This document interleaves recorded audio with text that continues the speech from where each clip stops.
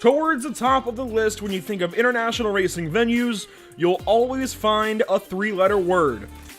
Spa.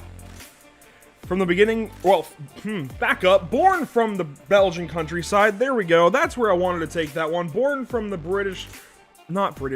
This has not gone well, JP. From the Belgian countryside, they made some mountain roads. They said, let's go racing. That's where I was going with things. That's a bit of a wash. And you know what, JP, in the sim, it kind of looks like it's going to be a wash as well. Clouds overhead. It's a bit of a dark, gloomy day. And maybe that's why I just can't talk right now. We'll see if we can get that one figured out. But regardless, welcome to the virtual circuit, the Spa. I'm Andrew Cardinale IV with JP Costa. JP, welcome back to the British Sim Racers. Welcome back to Spa. We were here not too long ago with the North American Racing League, and now we've got Miatas here. It's a bit of a different game. Yeah, exactly. A bit of a, I guess, not a shorter layout. I guess a shorter car, smaller car. But the action, I'm pretty sure, is going to be more of the same. We're in my opinion, one of the greatest circuits. I'm pretty sure my partner will disagree, but for me, this is one of the best circuits in the world. You know, Circuit Spa-Francorchamps, one of the longest circuits that we have on the sim, one of the longest circuits in the world, but it's just so much fun. So many overtaking opportunities, so many elevation changes, so many challenges for the drivers. It doesn't matter which car you drive, and everything starts down into the main straight. Obviously, the start-finish line, as drivers will head into La Source. One of the tightest, I guess you could say, sharpest corners in iRacing. You just brake so hard, and then you take I guess pretty much a hairpin, and then you take a perfect exit in order to line yourself up for the sequence of turns 2, 3, and 4. A Rouge ready on, and obviously lining yourself up for one of the main overtaking opportunities down into Lacombe. And through Lacombe, you work through 6, 7, what's now known as Malmedy, and down to Bruxelles. And when you talk about Spa, one big thing that comes up is certainly elevation change. And obviously, you go straight up a hill for Rouge and Radion, but what isn't usually thought of immediately is how much you drop back down in elevation through Bruxelles, namely, and then back down, mostly exiting No Name down towards Pouan through 10 and 11, and you get right down to the bottom of the circuit there, JP. Lafayette, Campus, Stavelot, and working through kind of, I guess, the most technical part of the course in a weird way. The whole thing is technical here at Spa, but there's just something that feels like a more modern F1 circuit, but basically between Bruxelles and Blanchimont, really. Yeah, exactly. That's, I guess you nailed it. You know, just so technical. You just need to be precise, especially the off tricks. That's the talking point whenever we talk about Spa-Francorchamps. You know, just how easy it is to invalidate a lap, to get incident points just by going a bit over the edge on the track limits. And obviously, as you exit Blanchimont, you're going to be going to the bus stop. I guess that might be the hardest breaking point on the circuit, as you line yourself up for obviously turns 18 and 19 to do it all over again. For this time, 4 races of 15 minutes. And Andrew, just a trivia, do you know how much elevation change do we have in Spa? What's the difference between the highest and lowest point? Not a guess. That's 102 meters. That's a lot. That's like a 30-story building, I'd say. It's just a lot to the drivers to go back and forth for 15 minutes.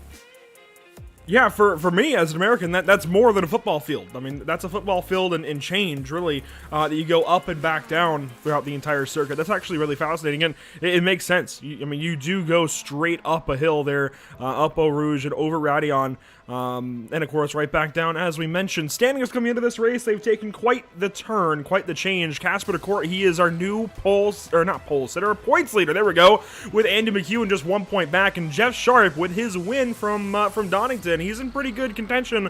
He's even ahead of Tom Griffiths, who was one of the best drivers of all last week at Brands Hatch. Tom Griffiths up there as well. Ben Sharp in the top 5, but it seems like Ben Sharp might have to miss a series of races now for a while. Adam Delmont in the top 10. Chris Knox, James Clark, Michael Seal, Lars Fisher. I have to highlight, though, Adam Mitchinson, 16th, the AM points leader, and he's looking pretty good. Yeah, he's holding his own in the overall top 20. You know, that's amazing. I mean, even if he was a Pro-Am, he would be second place in the Pro-Am class. That's insane. You know, the form that he's been having is just so amazing. And, well, it's just really nice to see him up there. And obviously, we have to mention as well the other Pro-Am drivers. You know, we do have in first place Liam Silkstone. He's doing an absolutely fantastic job just outside of the overall top 10. So, you know, the grid, obviously, it has a lot of challenges, but I'm just so eager to see what's going to happen after 4 races, because it shook up a lot last week, and I'm pretty sure it's going to be shaken up once again tonight. Well, as everyone just saw, yes, we did just have a bit of an interesting moment. Technical difficulties. That's been the name of getting ready for this broadcast today, I gotta say, JP. We're gonna try and work on through it. One thing we do want to talk about, we don't have the graphic on screen, working on that, but the schedule change now to the season as a whole, and this goes for British Sim Racers Trophy Tuesdays here with the MX-5s on Tuesdays and BSRTC on Thursdays. Both series now, Oulton Park is out, that is done. Just not quite enough pit stalls for what these guys anticipate with car count, and unfortunately had to move over to Spa. But of course, I know that's going to make a lot of other people happy. While we love the British circuits and Oulton Park especially, it is good to get this taste of just international class, I guess, with a world-class venue in Circuit de Spa. Yeah, absolutely. As you mentioned, it's quite odd for, to drop a track due to not having as many pit stalls as necessary. So it's just really, really interesting. Obviously, as you mentioned, having the British circuits on a British series, it's quite sad missing one of those classics. But obviously, due to circumstances, that's going to ask for another circuit, a larger one. And I mean, you can't really go against Spa-Francorchamps, I'd say. Yeah, it's tough to argue with Spa. It's always a good standby. It's always a good, certainly in this case, backup course. It obviously is. It's Spa. Part of what I had initially written in my intro is just that it is one of the premier racing circuits, and I think that goes without argue. Certainly, it is one of the premier circuits in the world. Yeah, absolutely. I mean, you just have to look essentially at F1. We kind of measure everything on F1. I certainly do. And this is one of the tracks that has been on F1 since the beginning. Obviously, due to track renovations, it has missed out a few years. But this is with Monza and Silverstone as one of the, I guess, overall great tracks. You could say one of the vintage tracks in F1. And, well, time has, it has stood the challenge of time and is still great for each and every single motor racer. We're going to see Miata racing tonight. We've only seen, what is the name? The Dallara IRX, the new Dallara iRacing car. The and IR1? obviously IR1, yeah, there we go. IR01, yeah. And the GT3, and now a Miata. I mean, it's going to be a different challenge. It's going to be a slower pace, but the action is just going to be more of the same. Yeah, I mean, Spa always excites, and I think we've seen GT3 action here 2 or 3 times now in the last couple of years. We've seen a little bit of GT4 action here with Lucky Dog a little while back, and of course, as you mentioned, the IR01 action that we had with Cross Series League Racing not so long ago. So we've seen a fair share of cars here at Spa taking to the Belgian Mountain Road that I couldn't quite get out a little while ago. It looks like we're back up, at least for the moment. We're going to go ahead and get you qualifying as it stands for the time being. And Lars Fischer is the fastest, but he's got his 2 teammates right in behind. And we saw this last week at Brands Hatch, didn't we, JP? Where 5-Star Motorsport, they just seem better than the rest, at least in qualifying. They're able to get organized like this and draft around. And we expect a lot of this drafting, especially here at Spa, but they're really making good use of it. Yeah, absolutely. It's impressive that they made it work last week at Brands Hatch Indy, but this week, I mean, it should be no surprise to see this happening, As you can see, just heading down the Camel Straight, it's just an absolutely massive straight. And while this teamwork will absolutely work wonders for them as you can line yourself up on the exit of turn 1 and just drag your teammate essentially through all the way until turn 7, I do apologize. Oh, as we do have a small spin right there for our points leader, Casper the Court. Bit of qualifying crash, never hurt nobody. Kind of gets you back. Unfortunately, it does invalidate this lap time, but I don't think they were going to complete it anyways. I say that, and qualifying will get extended here for laps already in progress. Here's a look then to Adam Delmont, already working into the final chicane, and this is actually going to wrap up their qualifying attempts here for the Excite Racing team, and that's Adam Delmont into the pits. Here comes Tom Griffiths to finish up a lap, and we'll see if he goes any fastest. Tom sits in 5th on the qualifying standings. Does he go any faster? I don't think so. I think that was an invalid lap time, unfortunately. If you want to talk about Pro-Am and Am, well, Liam Silkstone is currently your pole sitter for Excite Energy in Pro-Am. And if you go down to Amateur, Adam Fox is leading the way. There you go. So these two drivers obviously leading their respective categories in. It's just so amazing to see how Silkstone is still holding his own on the Pro-Am class. Obviously, he does have challenge. He doesn't have a buffer. As you can see, Stewart just right behind him. But now we're on board with Fox. And, well, looks like, Andrew, he just made it through the finish line before the time here extended for everybody to finish their laps. Yeah, he just might have. So it looks like he's trying to work through this one and, keep this lap time and get one more shot at picking up some pace. He's got 7/100ths of a second back to Roger Morton for second in amateur, and a little more back to Adam Mitchinson. We've got 26 cars that have turned a time so far, but a lot more that haven't. I count 1, 2, 3, 4, 5, 6, 7, 8, 9, 10, 11, 12 cars that have not taken a time yet in qualifying. So, oddly enough, JP, that 40 car count that we were looking at for Oulton Park, we would have been just under that, but the anticipation certainly was that we were going to have 45, 50 cars, and it was trending in that way. So, it's a good blanket move just to make sure there's no issue, because if we had 41 or more, and not been able to get them on the racetrack, that would have been disappointing. That would have been an issue, obviously. So we're still here with Adam Fox working around kind of the bottom end of the track, and he's one of the few left running. Lars Fischer, I think, is moving on the racetrack. James Clark as well. James Neve is the one just ahead here of Adam Fox. Here's a look at James Clark. And there's James Neve right behind James Neve. That's where you get back to Adam Fox. And I really do look for Adam maybe to pick up some time. You can see where Neve is ahead, and if he can sniff a little bit of that draft, that's time. Oh, absolutely. He's getting a little bit of that draft. We're just kind of have to wait and see another 30-odd seconds until he completes the lap. But, well, this is actually the fastest point on the circuit, if I'm not mistaken, as you head into Blanchiment, obviously the bus stop chicane. Drivers are going to be going flat out on the Miata, I do hope, as obviously in qualifying you're going to be taking each and every single risk to get as much lap time as possible. As now Adam Fox brakes really, really hard into the bus stop chicane, tries to get the car slowed down for the first part. Can he get it? Yes. Now the second part, don't overextend, otherwise you'll get an off track. Quite sure that was just on the limit. Does he improve his lap time? Yes, he does, by 0.4 of a second. Now that doesn't quite move him up any positions, and that may have even recorded as an off track on that lap. It's looking like it. I think he might have just been a little bit.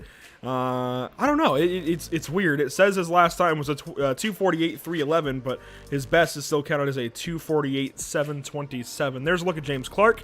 He comes on through the final corner, and he is the final car left moving. So then we can finally bring up the schedule graphic for the rest of the season. You can see Spa has been slotted in there for race number 3. Daytona next week, JP. People are getting familiar with Daytona again. Of course, Daytona 24 is coming up both on iRacing and in real life, and Daytona is the name of the game. Well, might be a good challenge, obviously taking it a little bit slower on the Miatas as you would be doing on the DP and obviously the DPI and the GT cars, but it's good practice. Any practice is going to be good practice, doesn't matter which car you drive, so that's going to be a lot of fun. And obviously we head into a few of my unknowns personally, Knockhill and Snetterton. I haven't had the opportunity to either race or commentate or watch a race around that, so that's going to be a lot of fun. I'm really, really looking forward to those races. And obviously Silverstone, Brands Hatch, and Mount Panorama, I guess, might be the bottom 3 favorite of everybody. Yeah, Knockhill and Snetterton will be new for the channel as a whole here at Pit Stop TV, but being able to bring those on is always a whole lot of fun, especially Knockhill being brand new and Snetterton being more of an underused track, certainly on the iRacing.com service. We'll see how Silverstone, Brands Hatch, and Mount Panorama go as well. We've got a grid of 38 ready to go here at Spa. Let's go ahead and meet your starting grid for our first race on the day. Starting on pole, it's Lars Fischer. His teammate Jason Cooper, after 2 wins last week, will start alongside. Starting third, it's Casper DeCourt. Adam Delmont rolls off fourth. To round out your top 10, here we go. Let's go Tom Griffiths, James Sharp. 7th will be James Neve, then Chris Knox. 9th will be Andy McEwen. 10th, Michael Seal. In 11th place, we're going to have James Clark. On his outside, Dan Mold in 12th place. In row number 7, we're going to have Liam Silkstone in 13th place. A full-on Pro-Am lockout as Douglas Stewart lines up on his outside in 14th place. For row number 8, we're going to have Ben Williams in 15th and the 529 of Paul Donkin in 16th place. 17th place will go to the driver of named Julian Schroer in the 578, and Glenn Humberstone will be on his outside in 18th. To round off our top 20, we're going to have Adam Fox in 19th place and Roger Morton in 20th place for a full-on amateur lockout. We'll go through the rest of the field here. You see 21st and 22nd, Mitchinson and Oliver. I do want to mention these guys are expected to get some 6 laps, as we'll have to go through the back end of the grid rather quickly. Look for your driver to pop up now to 32nd, 33rd. We're expecting 6 laps here for these races today. All 4 of them will, of course, have your invert spins in between, and you can see the red lights are on. That means we are about to get green lights and green flag here at Spa. Waiting on the tire smoke from these guys letting it rip, and green flag is out at Spa.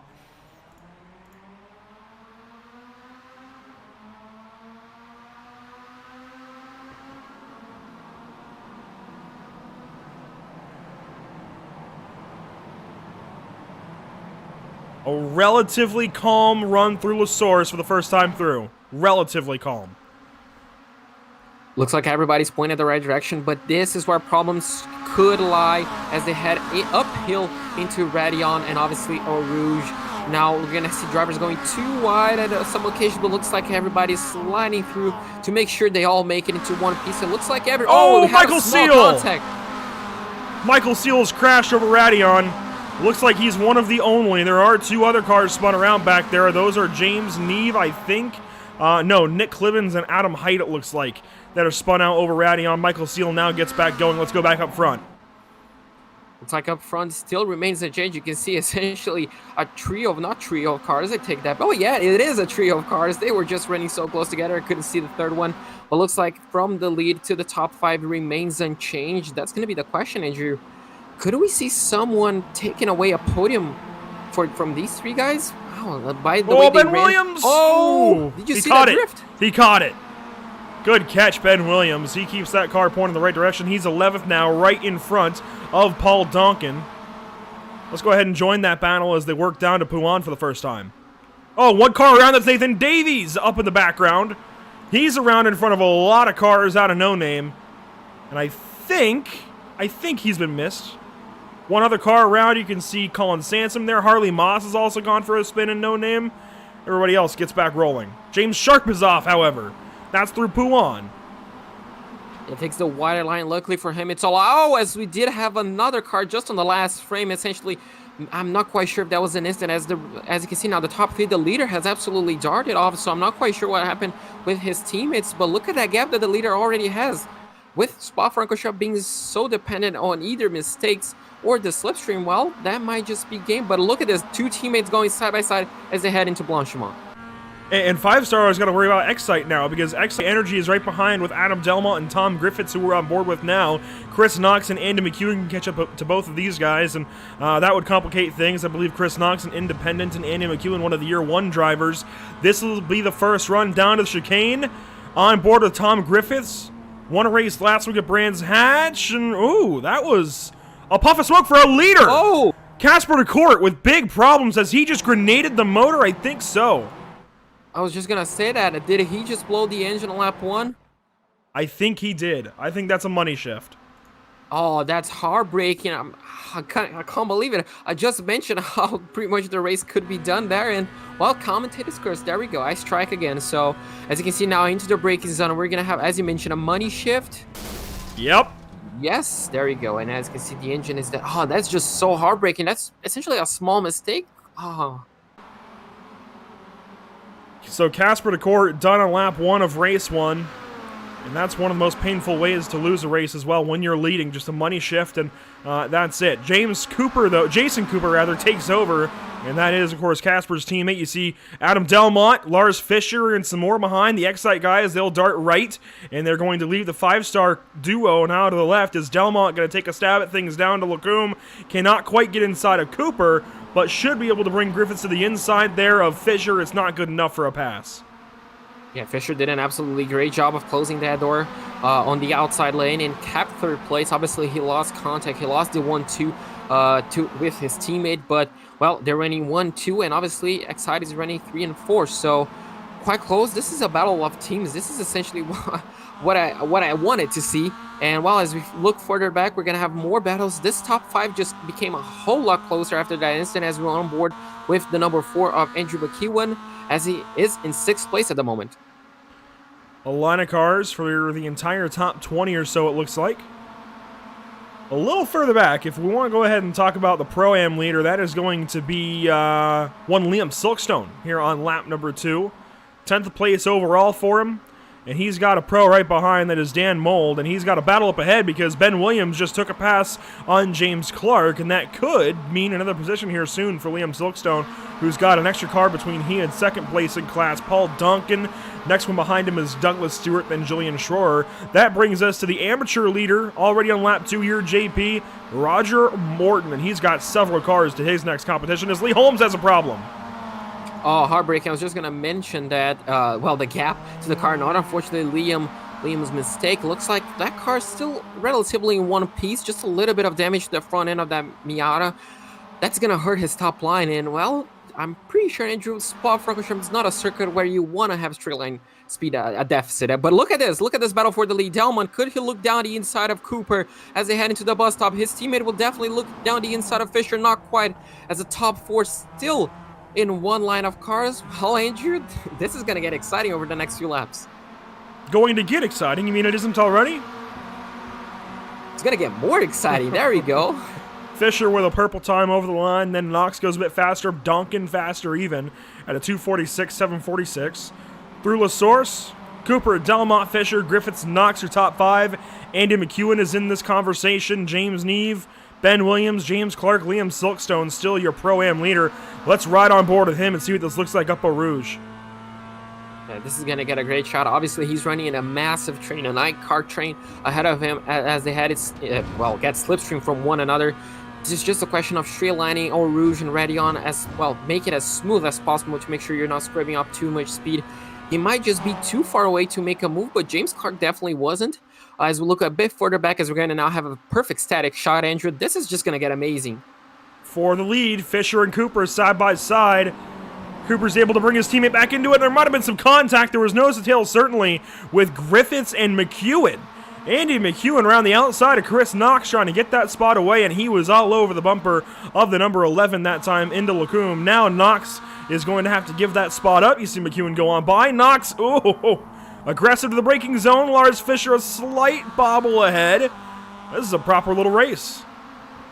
This is an amazing race. I just somehow Fisher he was on 3rd place as they head into the first corner, and he's on the lead. That's what draft will do for you. You can see the line of 15 or so. But that is definitely what draft will do for you. Allows him to stay in this one, and not just stay in this one, but grab a couple of spots that time. Swap with his teammate. Now Jason Cooper's 2nd place will have to do the defending. Maybe even leapfrog for those two, as Knox is going to take another look at McEwen there. That was Campus. And I got to wonder if Knox is actually going to press one of those braking zones or not.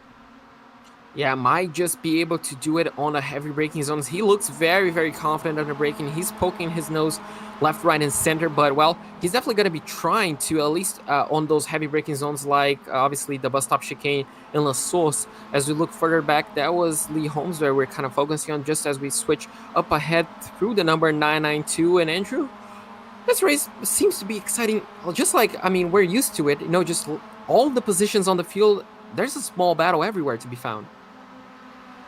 Yeah, just about the entire field is still running. There's some 6 cars, it looks like, that have stopped, those including Adam Height, Duncan Cope, Michael Seal, Michael Lease, Casper DeCourt, and Adam Petman. We covered a lot of those on lap 1. Roger Morton is your amateur leader, and that's who we're on board with here as he follows Adam McNally down to the bus stop. I do wonder, how do drivers then set up for the following laps here throughout the rest of the day? It seems like 6 laps apiece per race, and yeah, now you've got to play mind games. Looks like the rest of the day as Cooper has a challenge there from Delmont. McEwen got by Griffiths there at some point at the back end of the lap, and that's going to change the dynamic of this battle now as Delmont's going to have a go. No, he sits back behind Cooper now. Yeah, he's going to have to back off just as they go uphill into Oruge and Radion. Look at how close Delmont is. He's essentially pushing Cooper up Oruge. That's going to allow maybe McEwen to get a run at him as they head into the Camel Straight. Look at the number 77. He's going to be poking to the inside line. Jason Cooper essentially giving the inside line. And, well, look at this train. This is essentially Daytona, Andrew.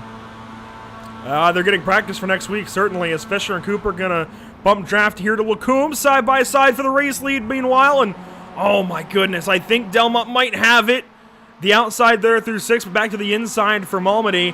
Gets the spot. McEwen's going to come on through side by side. McEwen gets a bit sideways. We'll work now down to Bruxelles. This is lap number 4 of an expected 6 in this race. 3 wide into Bruxelles. McEwen on the inside. Cooper and Fisher were side by side. Chris Knox is back in it, and Griffiths is just sitting back.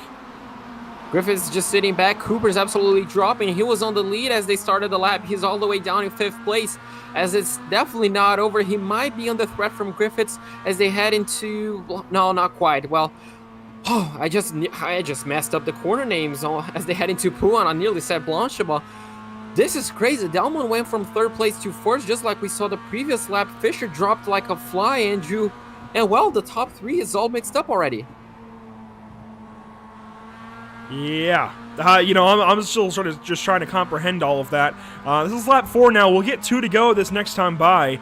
And, I mean, that was just good work there from McEwen and Delmont. Not even teammates, but McEwen saw the opportunity, pushed Delmont on through, got the advantage for, through Lacombe and Malmedy. 2 of those corners are right, so if you can get to the right side into Lacombe, you've got the best chance, right?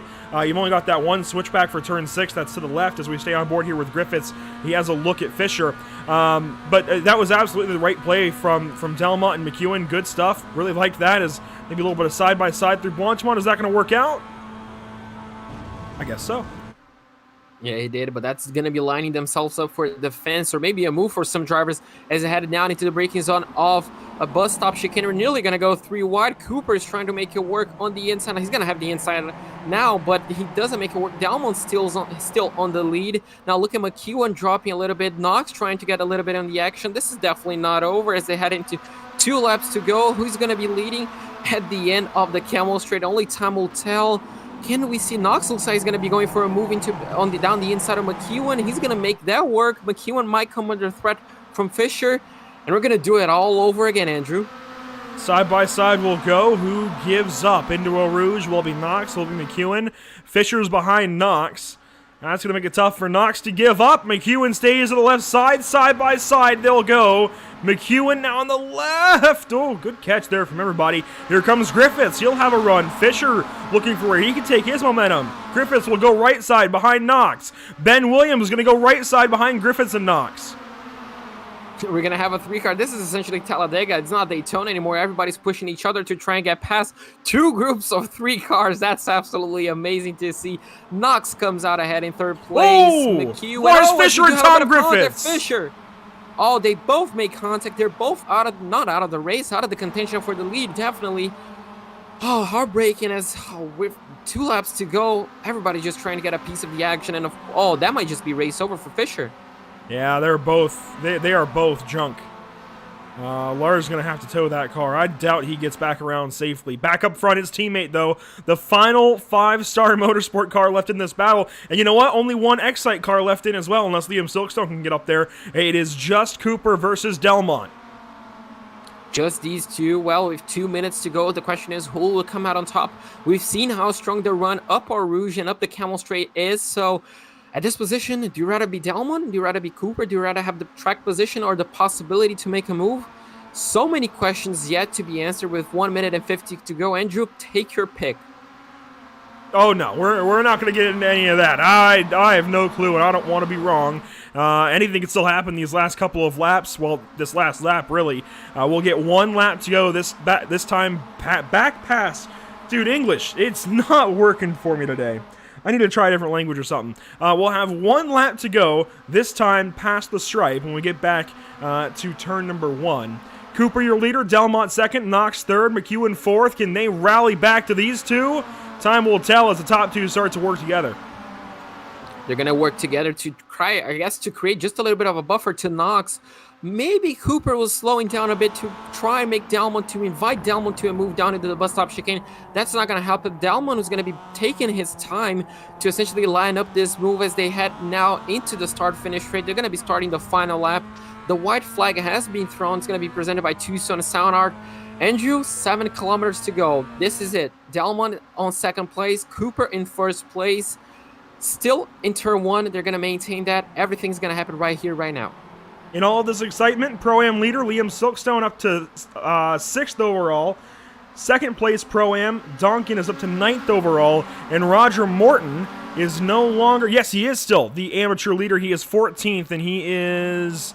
There he is. He's a little ways back. He's back here with McNally, so he's in that second group. The first group is 12 cars strong, and then you get to McNally and Morton, and that's where you find the amateur leader. Here we go, though. The top two, nose to tail down a Keppel straight. Is there a move into Lacombe? I think these two might just keep working together.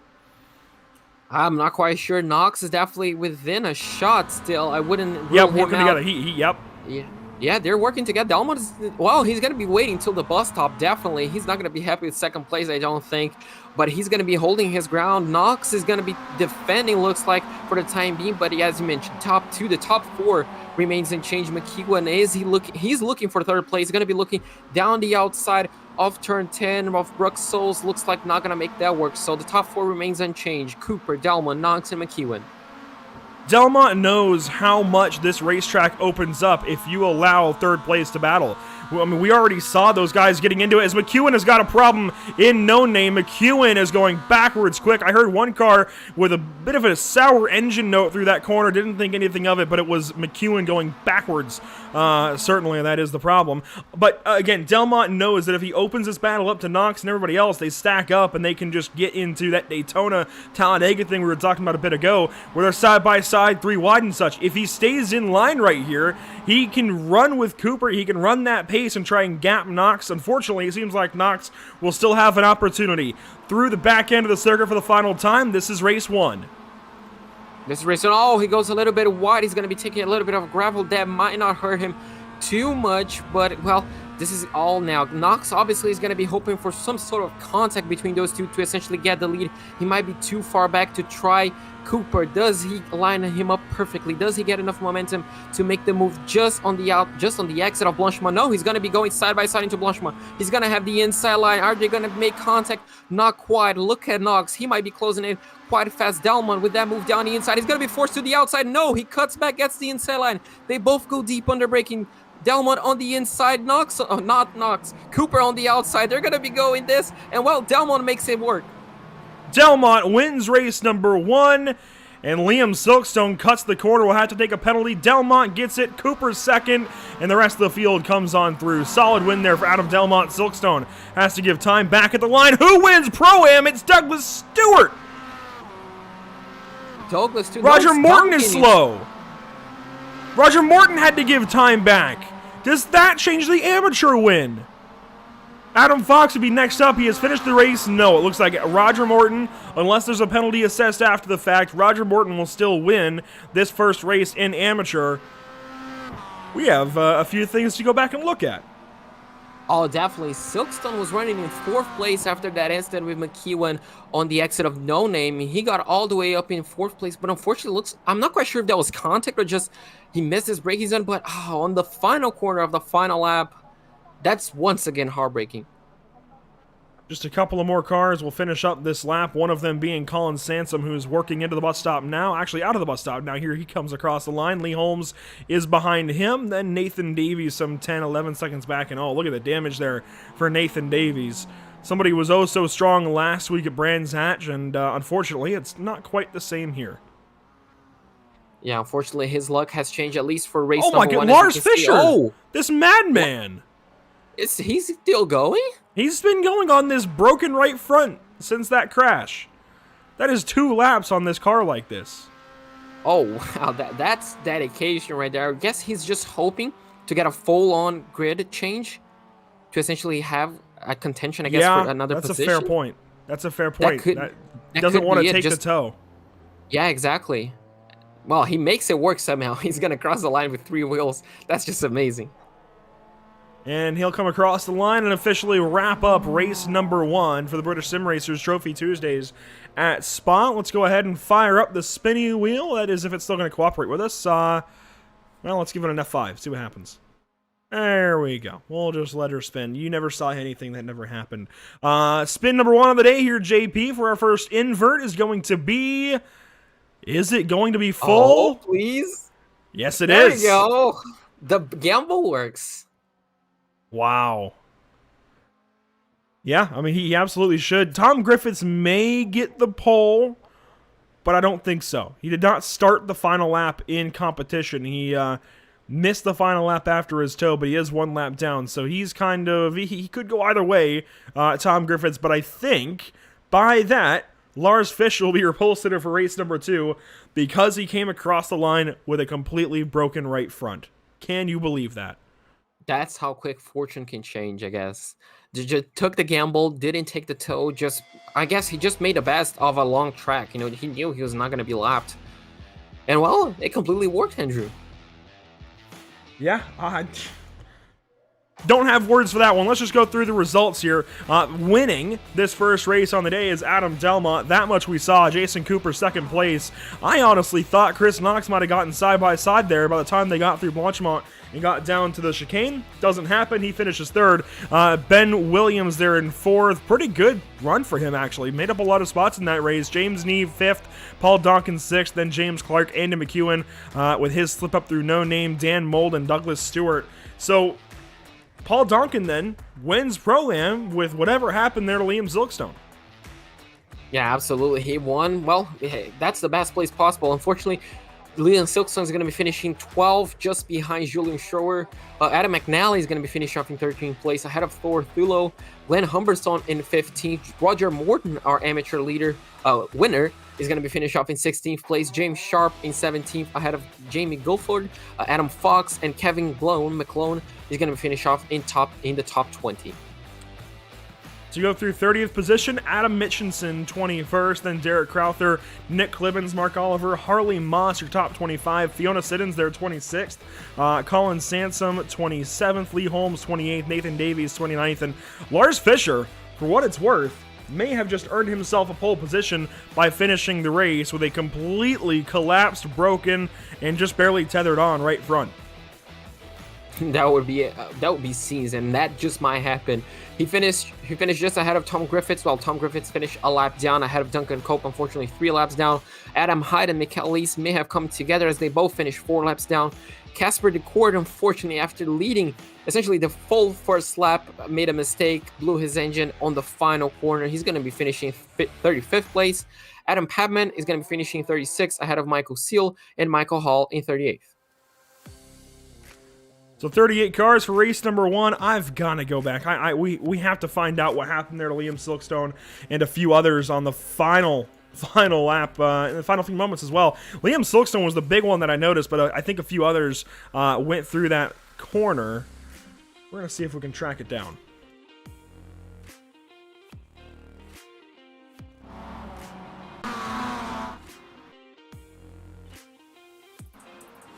So this will rejoin sometime in the last lap. So this is Up Eau Rouge. We'll just kind of watch all of this happen here. Liam Silkstone was in prime position for the entire race to win in Pro-Am. JP, as a driver, how much pressure is on you at that point? You're not going to win the overall race, but you're going to win in class if you just don't make a mistake. You got 2 cars in between you and 2nd place. Yeah, that's an interesting point because obviously, as you mentioned, he had a buffer. You know, he was not like 2nd place on his class who's right behind him, challenging him from the lead. So in theory, he could have just allowed those cars to go as soon as they challenge, but obviously, you know, he's just trying, I guess, to, you know, finish the best way possible, finish it as high up as you possibly can on the overall. We're going to see it in a few moments, the incident that took out 2 cars in front of him, because at this moment in time, he was running in 6th place. And, well, it's just, you know, might have been a small mistake, might have been a touch from the back, you know, under braking. Obviously, the bus stop is just so easy to make a mistake. But we're just going to take a look. And now we're going to take a look at what happened. Oh, he just clips the grass. And there we go. So that's how 2 cars got involved in No Name. And that's just how easy it was for Liam Silkstone to essentially move from 6th all the way up into 4th place. And that was James Clark who got a piece of McEwen as he spun there. There's James Clark in the number 20. Thankfully, not a whole lot of damage, but on the last lap, really, it all comes down to timing. You can take a little bit of damage the last time through. Liam Silkstone benefits from all of that, goes up to 4th, which is why this kind of confuses me. He gets a couple of spots and then makes a big mistake here, and I wonder if there was some kind of contact or something. That's just a re-up from the last lap. Here we go. Ben Williams drew in close, and you gotta wonder then, was there any contact in the final corner that sends Liam off? Yeah, you can see Liam kind of, I'm not quite sure if he's feeling the pressure of Williams just behind him. You can see he has backed up a little bit on that middle sector, and you can see just how close the number 75 is to him. They go side by side into Blanchimont. No, not quite. Looks like the number 75 just backs off a little bit. Now that's going to be the question. That's the great question, I guess. Is there contact into the bus stop chicane? As you can see, everybody in a straight line. The number 75, they nearly made contact into Blanchimont. Liam, is he going to be taking the inside line? Yes, he does. So he takes the inside line as they break. Just outbrakes himself.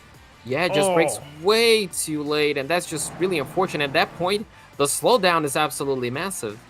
And Roger Morton here does a similar thing, it looks like. Yeah, straight off the course, racing with McNally. And was that, that was his amateur competition.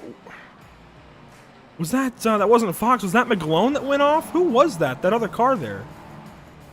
Well, that other car, well... that was Glenn Humberstone, who is listed as Pro-Am. He's in a 500 number, so he should be Pro-Am, but he's got amateur stickers. I'm not sure on that one. So Glenn Humberstone may have gotten the amateur win, otherwise it was Roger Morton. By numbers, we would say Roger Morton. By results, it looks like it might have been Glenn Humberstone. Well, by class colors on the mirrors, we would say potentially Glenn Humberstone. We are going to bring in, though, one particular race winner from this one. He's the overall race winner, JP, Adam Delmont. He finally got that win that I think he deserved from Donington Park last week. Well, I say that. I'll have to track him back down. But we had, at least, Adam Delmont ready. We'll go ahead and get it ready one more time. So, Adam, well, finally talking with you on Victory Lane on the Mazdas. Just how intense was this race? Dude, way too intense. I've still not fully calmed down yet. Well, you're going to have to in a few minutes. You're going to be doing the second, and obviously you're going to have 3 more. So, I mean, that move for the lead, were you just lining that move very early on in the race, or were you just making it up as you went? How did you think about that? How did you line it up? No, I knew from the start. I was saying to teammates at the start that I was happy to just sit behind and work with Cooper and Lars and Casper just to try and get away as best as we could. I always knew it had come down to the last lap, so I thought just tuck in behind him. Had a chance to go for the run on the first straight, but I thought no, because he'll get me back. So I just pushed him and just set it up down the inside. Managed to literally just squeak in front of him enough to cut over to cover the inside, but yeah, we're a bit closer than I thought. I think we did even touch a little bit, I think, but yeah, hats off to Jason. That were an amazing race. Awesome. Yeah, that cut to the inside was so intense. I was just screaming my lungs out in the commentating booth. And obviously right now, with, I guess, the worst luck possible came to you. After you win, you got a full-on grid inverse. You're going to be starting, if I'm not mistaken, from 30th place. How are you going to... how does that change everything?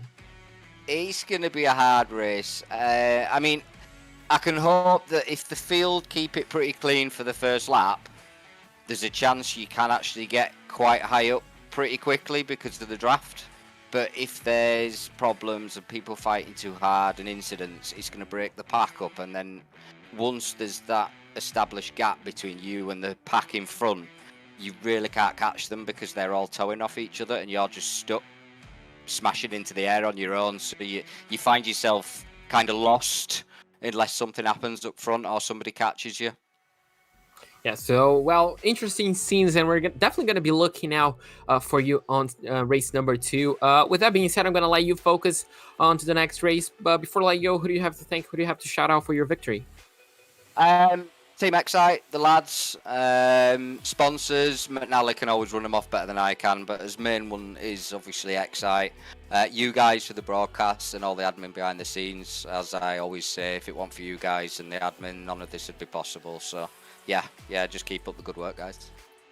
Well, thank you very much, and well, keep yourself the good work, and hopefully we can talk to you at the end of the next few races. No problems, guys. Thank you. Well, Andrew, that was Adam Dalmon, race number 1 winner, and well, he's gonna have his work cut off, starting 30th place. Well, that's a bit of a change, isn't it? Yeah, from the front to as far back as you could potentially go. It looks like we'll get an invert of 31 when we get ready to restart in a few more moments, waiting on the session to kick over and load in and everything. We will take a step aside then, we'll grab a drink of water, try and sort out English if you're me, because for some reason it's just not working out today, and we'll be right back to you here in just a few moments, continuing coverage from Pit Stop TV of the British Sim Racers Trophy Tuesdays Mazda MX-5s at Circuit de Spa.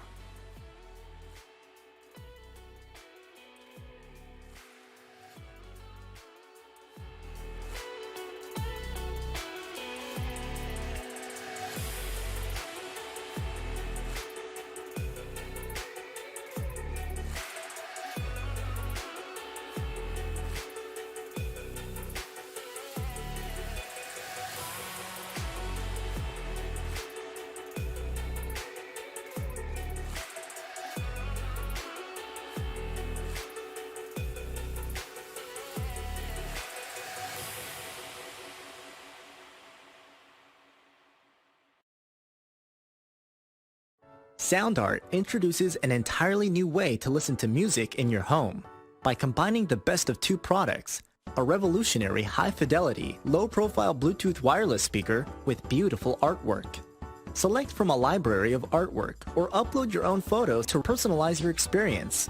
Sound Art ushers in an era of invisible, beautiful, and amazing sound throughout your home and redefines your entire entertainment system. The need to reclaim your floor space and rid your home of unsightly speaker boxes that need to be bolted to the wall is now a thing of the past. Our canvas is printed on high-quality permalite by Breathing Color. And select from our gallery or upload your own. Standard sizes include 16 by 20 and 18 by 24 canvas wrapped. Custom sizing is available, as well as surround sound options.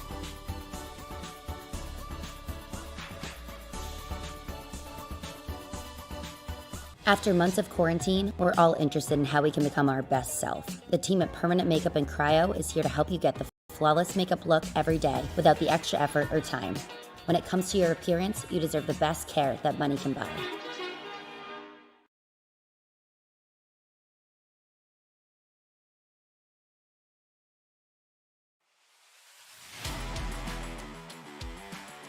Welcome back to the virtual Circuit de Spa, and let's just get right to it, JP.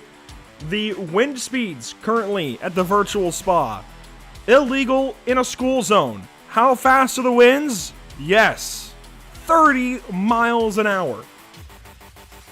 Can we just stop for one moment and think how strong that is? 30 miles an hour. That is insane. That is absolutely insane. Our drones are grounded. This is just gonna be crazy. Whoever is leading this race or whoever is leading any sort of pack without slipstream is gonna be left for dust. And it's coming out of the west, and I'm just loading up a satellite track map real quickly of Spa for myself, just to make sure I'm correct on the orientation of the track. And let's see, out of the west, that shouldn't impact too many straightaways. Where that's really going to be a full forced headwind is down into Bruxelles and again through Puan. Maybe a little bit down the bottom end of the track between Campus, Save Out, all of that. Nothing too crazy. The crosswind has me a little concerned for Longchamp. I'm going to be honest. GT3 cars are pretty notorious for it. I'm not so sure about a Miata, but if there is one spot where we're going to have a crosswind, get somebody sideways, it'll be Blanchimont as we get ready for race number 2. So let's get right down to it then. The grid, we'll go ahead and roll through as much of it as we can, starting on pole. Oh, okay. I guess nobody's on pole. You know, I don't know where to go from that one. We should be set up for that. That's not going to work for us. Let's learn a little bit. How's it going to go for us? Well, I guess we're just going to find out. I can tell you starting on pole is not going to be James Sharp. He's there in the number 33s first up on our camera, but that is not right up front. It looks like... Well, is that Griffiths up front? Regardless, we'll see how this goes down to turn number 1, waiting on the green lights to come out, and we will turn these boys loose and get race 2 underway. Green flag is out. We're off and away, and yeah, Griffiths on pole. I guess that works out. Yes, Tom Griffiths on pole, Lars Fischer second, Nathan Davies third to turn 1.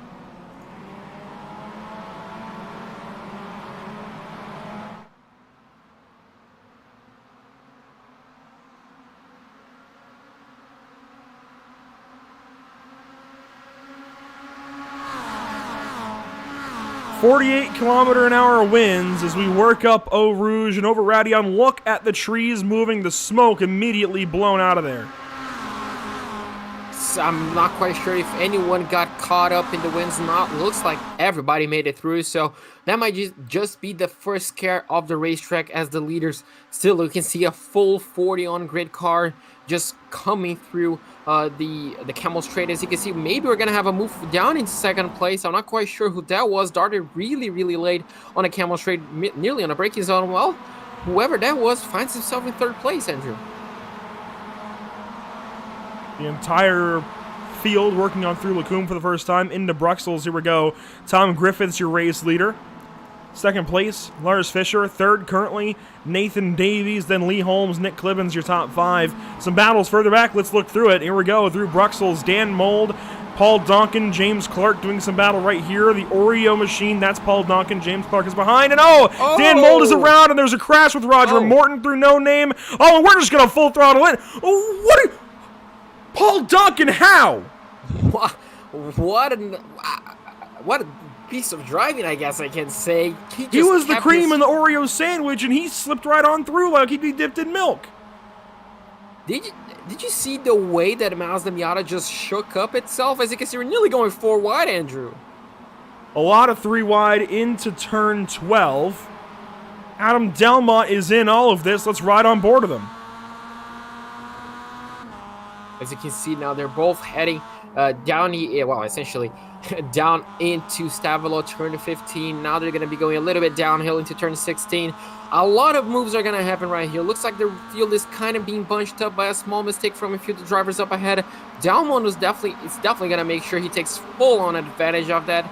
And well, Andrew, are you ready to go 3 wide once again? Because I'm pretty sure that we might have an opportunity to do that. As looks like we had a change for the lead, but that battle is definitely not over.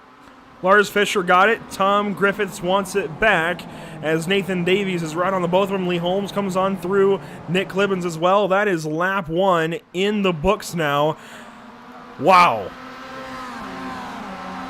Wow, indeed. What a first lap we had.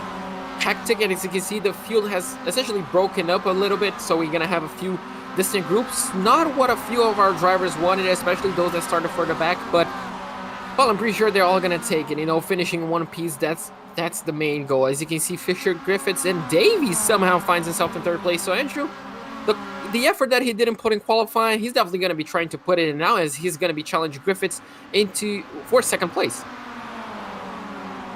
Yeah, I think these guys are going to do some dancing up here. Lee Holmes very wide over Radion. Is Davies going to challenge immediately? Oh, of course he is. That's Nathan Davies at this point. He's going to take it up the left side. Griffiths will have the slipstream from ahead from Fischer, but a really good run here from Nathan Davies. He's going to carry it on alongside of Lars Fischer. He's got to have some help. No, he had no help in all of that. He's going to be trying to go for 2. He's going to be trying to take the lead, and he does. Yes, there we go. Davies, a Pro-Am driver leading the field, gets 2 positions on the Camel Straight. An absolutely amazing job. And can we talk about that move on the outside? Because that was absolutely beautiful. That's classic, how you just outbrake somebody, get to the outside, determined position over them and take that away. Mark Oliver, leading amateur. We had 3 amateurs lined up in a row, Oliver, Siddons, and Mitchinson, and McNally and Sharp have since broken them up. As you can see, McNally is up into the 7th position, Sharp into the 8th position. Then you find Fiona Siddons and Adam Mitchinson rounding out your top 10. Derek Crowther is 11th, Tortolo in 12th, and Paul Donkin in 13th. And after that lap 1 melee with Donkin, what else can he do? Oh, I wouldn't doubt anything from happening on this race. We might see him on the next 10 minutes, maybe leading. Who knows? Well, anything can happen around Spa. As you can see now, he's trying to defend. Is that from McNally in right behind him? McEwen, there we go. So he's going to be forced down the inside. That's going to compromise his exit, not only on this corner, but also on the exit of 16. That was Tavolo they were just in. And now, looks like not only him, but, everybody's going to be backed off by that small battle. And look at it. Well, it's already having an effect, essentially. Lars Fischer back up there fighting for the race lead. This is through Blanchimont. Fischer's got it back, and Griffith's now into second. Maybe hip checks Davies. Here comes Lee Holmes back at it. This is for the overall lead. Pro-Am lead in it as well. You can see Clibbins is now in the fight. Nathan Davies takes the lead back at the first apex of the bus stop. Fischer a bit wide on exit there. That's going to open the door for Griffiths. Fischer took the lead and then essentially, got a move wrong on himself. Tried to hold it, but unfortunately couldn't do it. Davies gets the fastest lap of the race as he retains the lead. Griffiths in second. Can Lee Holmes hold off into third place as we look a bit further back? We're going to see that battle once again. And as you can see now, Casper DeCourt goes fast. They're going to go 3 wide into turn 1. And Donkin takes the position, but the line goes the way of McEwen, gets back up alongside and past Paul Donkin.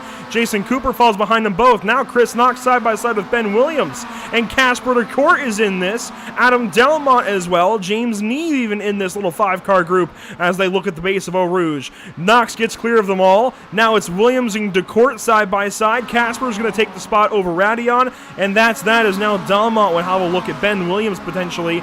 This is all just outside the top 15. Let's go back up front because Tom Griffiths has a mirror full. Nathan Davies. Lars Fischer still trying to hang on to the inside of Lee Holmes. Lee wanted the spot, almost had it into turn 5. Now Adam Malmedy is going to go back the way of Lars Fischer and open the door for Nick Clibbins.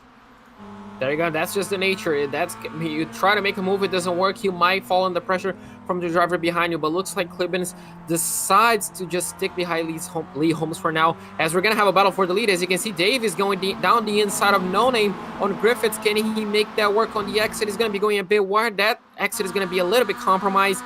He's going to be forced to go defensive. No, Griffiths just gives him a little bump saying, well, keep that position, get this extra speed bump, because I'm going to try to take that back as on the next few corners. You can see now Davies went a little bit wide on Puan. Can he defend the number 11? Will try to go down the outside. No, he thinks better of it. So Andrew, already 7 minutes to go.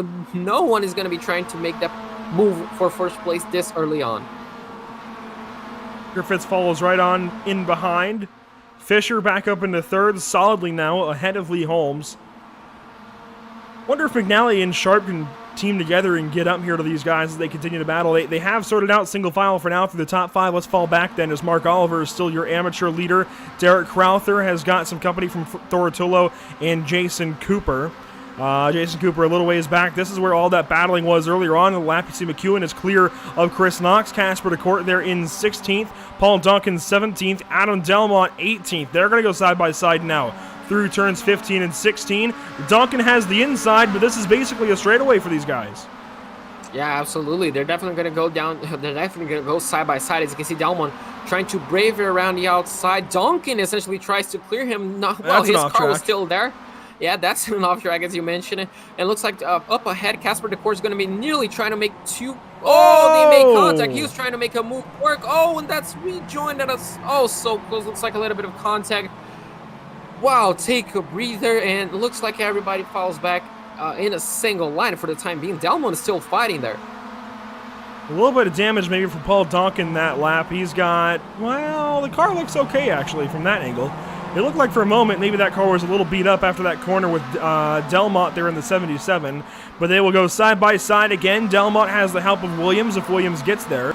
This will be up to Eau Rouge. They are following one of the 5-star Motorsport machines and Casper to Court. Side by side, they will stay. Donkin inside, Delmont outside. Delmont easily takes that away, and Williams going to follow over Radion. Really good move there from Ben Williams. From both of them, absolutely brave from Delmont, and Williams just took advantage. But look at this. We're nearly going to go 4 wide. And, well, we saw this working on F1. I don't see why it wouldn't work on Miatas. As you can see, this amazing blimp shot. Oh boy, what's going to happen down into the braking zone? Are we going to see any contact? No, absolutely not. Paul Donkin unfortunately losing. Looks like 1, 2, maybe 4 positions in a matter of a straightaway entry. That's just the nature of Spa. Michael Seal is that black and blue car that led the charge on by. He had help from Jamie Gulliford. Gulliford gets on by as well for Ben Sharp Racing, and then you see Knox and Donkin side by side still battling. Let's go back up front where Tom Griffiths now has the race lead over Nathan Davies, Lars Fischer third. Not a whole lot has changed, really. If anything, the big talk of the town has got to be Mark Oliver, top 10 right now for the amateur lead.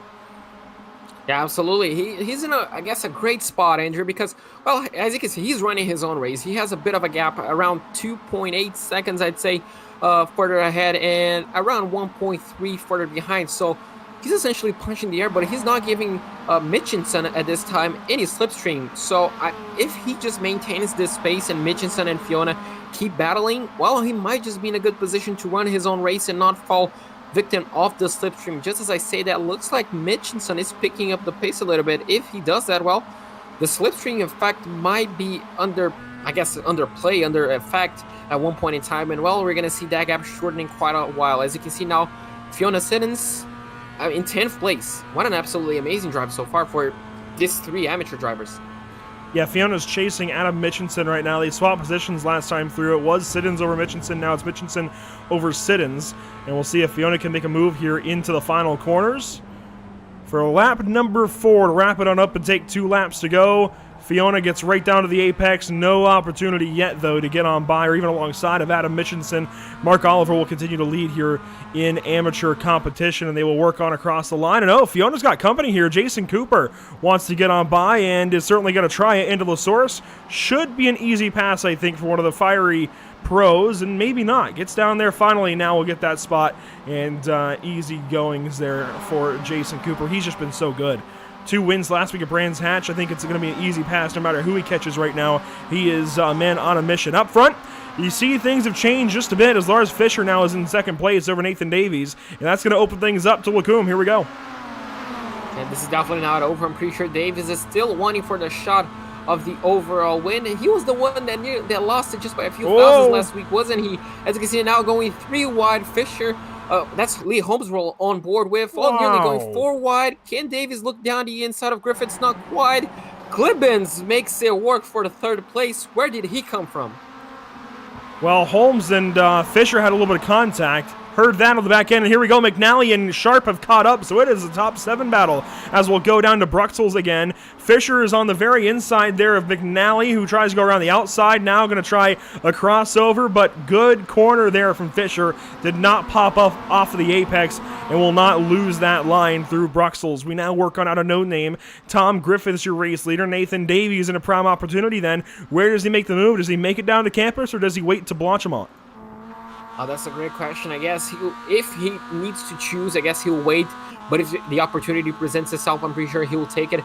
Because at this point in time, you cannot really back away. You cannot really, just wait for your opportunity, because you have 5, 6 other drivers behind you trying to make it work, trying to get a position. As you can see, Davies stays in behind. And really, the top 7 stays in about the same order. Further back, Jason Cooper is now clear to 8th position, got in front of Mitchinson and Oliver that lap. And that really backs Mark Oliver up to where he could lose this race lead if he's not too careful. Mitchinson and Siddons right behind. We could be talking about Fiona Siddons being in the race win battle here in a moment if this goes nice and quickly. Casper the Court wants to get on by.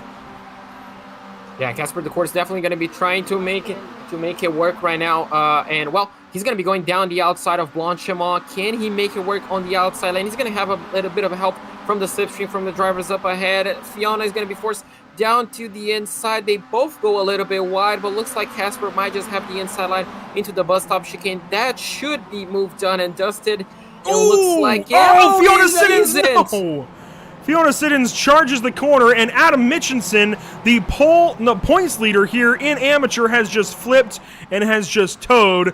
That is one we'll have to look at after the fact. They all continue on, though. Fiona Siddons still moving along, but yeah, that'll be certainly a focus of the meetings the rest of the week. A focus of the stewards meetings is, McEwen turns Knox up out of LaSource, and that is that corner done and away. This is side-by-side. Clibbins and Davies side-by-side. Narouge on the final lap. Clibbins on the inside of Radion gets the spot back. Lee Holmes and McNally shift on over. This is a battle up for the win. This is the final lap presented by Tucson Sound Art. Lee Holmes in the middle. Lars Fisher is going to come and push. Nathan Davies on the inside now is going to get left. Now with a slipstream off of Holmes, they've fallen back at the leader Tom Griffiths just a little bit. So really it's a battle for second. Davies back up the inside. The hole closes perfectly, but he's going to turn. Lee Holmes crashes him in Lacombe, and he's going to move over on Lars Fisher.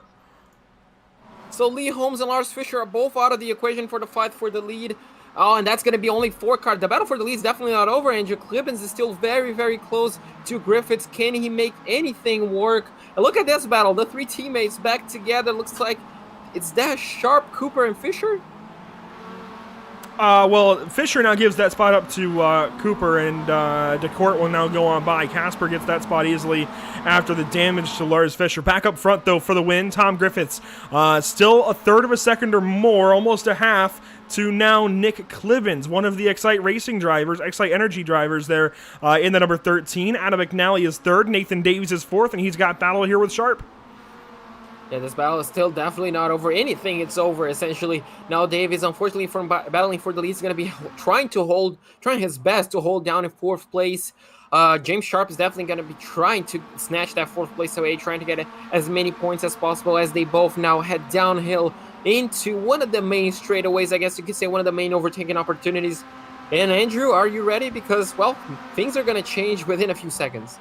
I think really the only battle that's opened up here in the top 5 still. Well, there is Nathan Davies and James Sharp. They will continue to go at it, but for the win, a couple of Excite Energy teammates, Tom Griffiths, Nick Clibbins. Can Nick get there? He's going to have a shot.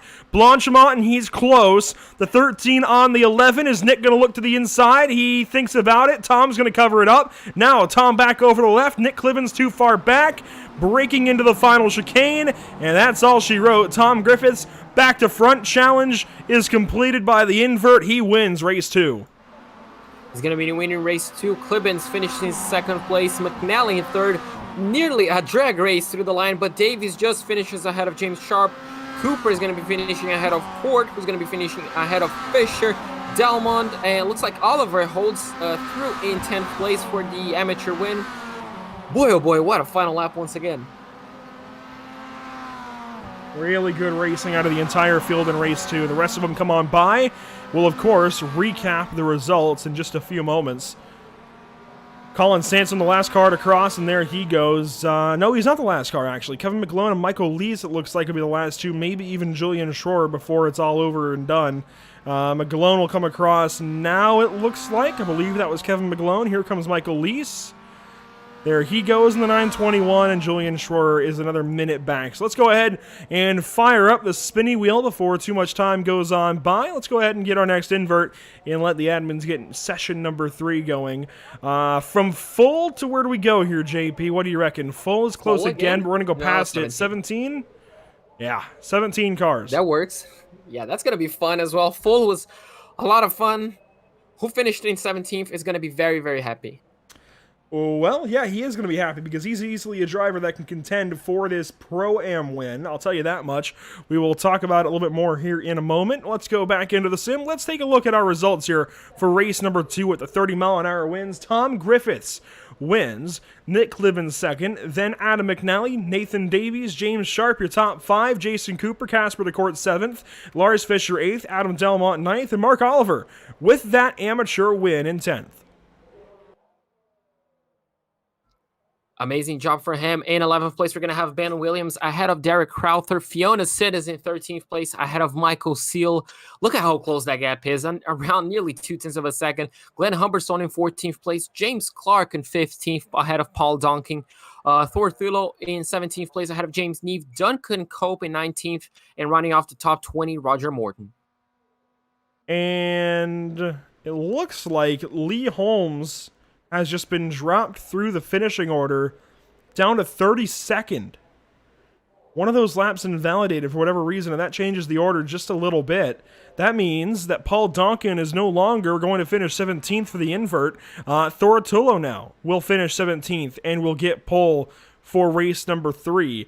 I wonder then what the issue was for Lee Holmes, but Lee Holmes dropped, like I said, down the order it looks like, and will now finish some 32nd or so, maybe 31st. It depends on how that all gets sorted out. Shore was already back there. Knox was back there, I think. McEwen, yeah, that makes sense then. I think it was Lee Holmes that got dropped back there. Regardless, the rest of your results going to look like the following. Dan Mold, 21st. Douglas Stewart, 22nd. Colin Sansom, 23rd.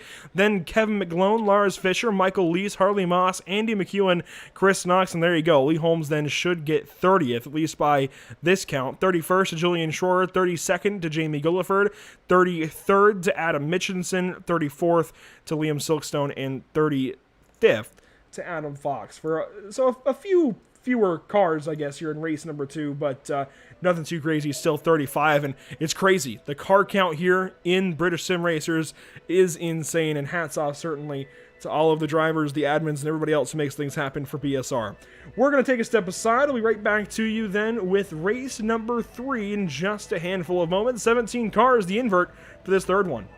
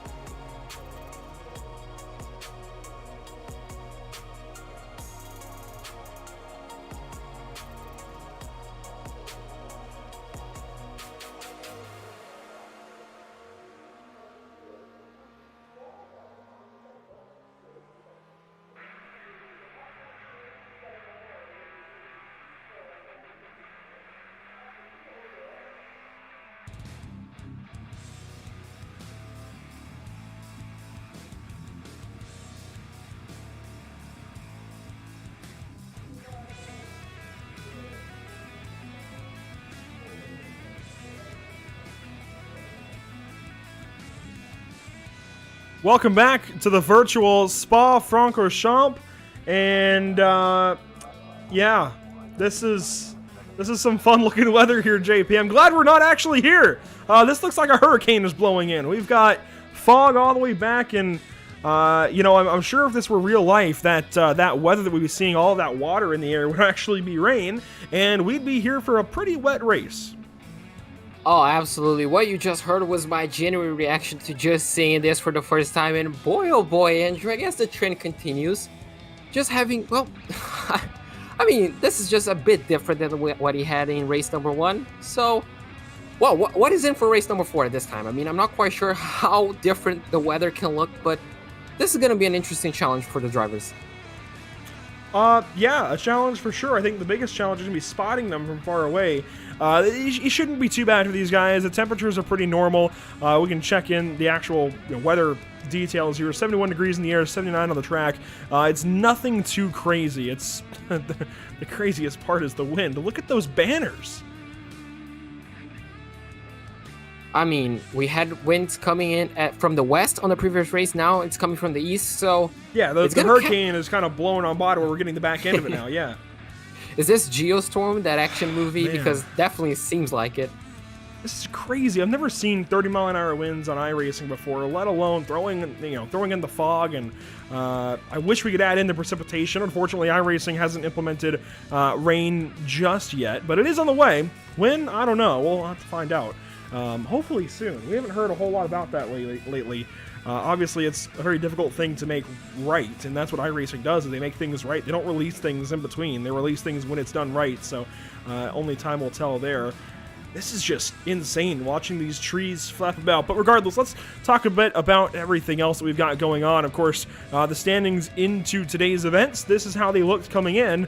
Casper DeCourt, Andy McEwen, those are the two on top, and they have both been all over the place. I think most consistently, McEwen has well outscored Casper DeCourt. James Sharp has done well as well.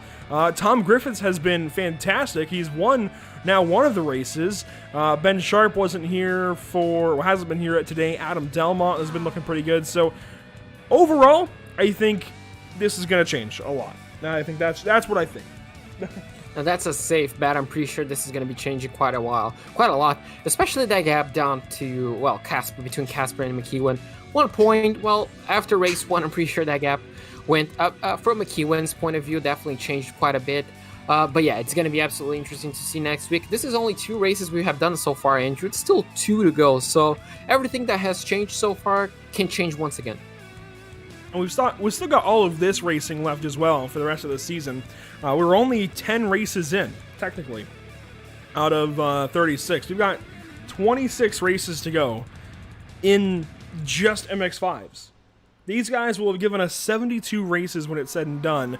4 races each week, 9 weeks, that's 36, times 2, of course. 72 between BSR MX-5 and BSR TC. Pretty incredible what we've got here. You see Circuit de Spa, Francorchamps now in for round number 3. Daytona next week will be very similar in a lot of ways. We'll see a lot of this drafting again. So from 2 very technical, a bit slower racetracks in Donington Park and Brands Hatch, 2 very fast racetracks, and we'll go right back down to tiny tracks with Knock Hill in round 5. And I guess that's one of the interesting challenges that, the schedule has provided us. As you mentioned, we come from Donington, then Brands Hatch, 2 smaller, shorter circuits, and then we're looking at Spa-Francorchamps and Daytona, the complete opposite, longer, flat races that you can just be flat out on your throttle for long periods of time. And we go back down to Knock Hills. So, that's going to be a bit of a change for the drivers. Definitely going to have to implement new strategies. The teams will definitely be looking on how they can work together, even on smaller circuits. And, it's going to be a challenge, isn't it, Andrew? It's going to be an amazing one to see how each and every single driver copes with it. Yeah, only time will tell. And I'm looking very much forward to Knock Hill, Snetterton, Silverstone, those few weeks in a row. I think Brands Hatch Grand Prix will be a little bit interesting. A little bit longer of a course. I don't think we're going to see the same excitement factor we saw last week, but it'll still be good. And of course, Bathurst. How can you ever quantify the insanity we usually see at Bathurst, no matter what the series. Upcoming broadcasts here at Pit Stop TV through the rest of the week. I know we've still got 2 races to go today here for British Sim Racers, but this is what we've got to look forward to the rest of the week, specifically on road. We do have the Nork iRacing series later this evening for the Norktona ARCA 200.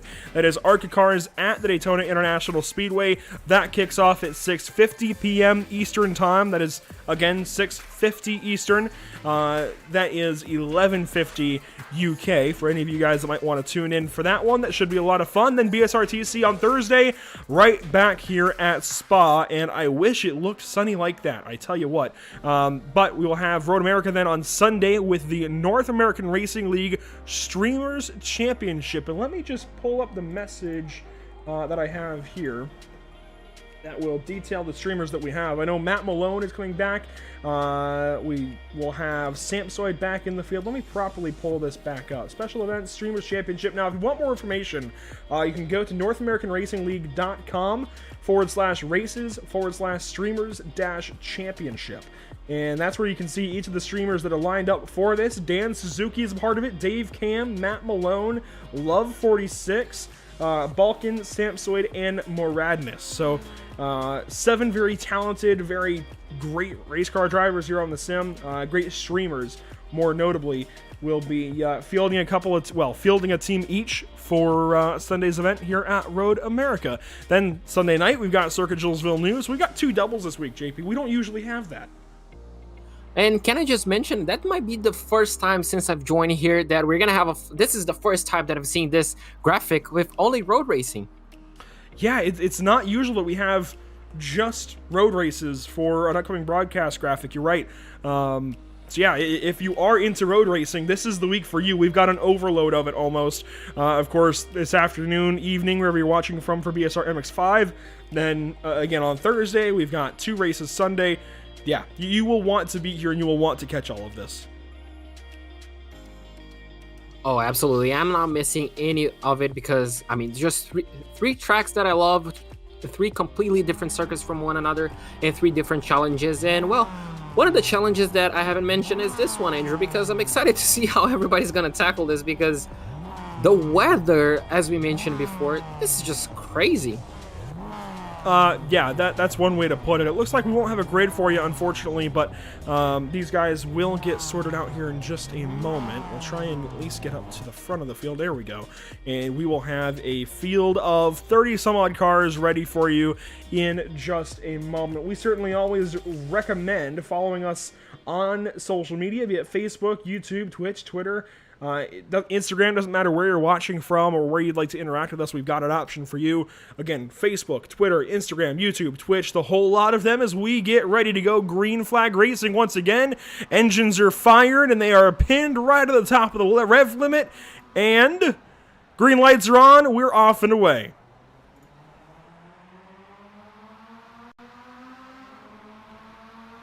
Thortullo, your pole sitter. He leads the field down to turn 1 already, though. A challenge here from Paul Donkin. Paul Donkin was no secret. He wants to make a move early on. And, well, Andrew, as they head up Eau Rouge, we might see a couple moves being done left, right, and center on this field. Let's hear it.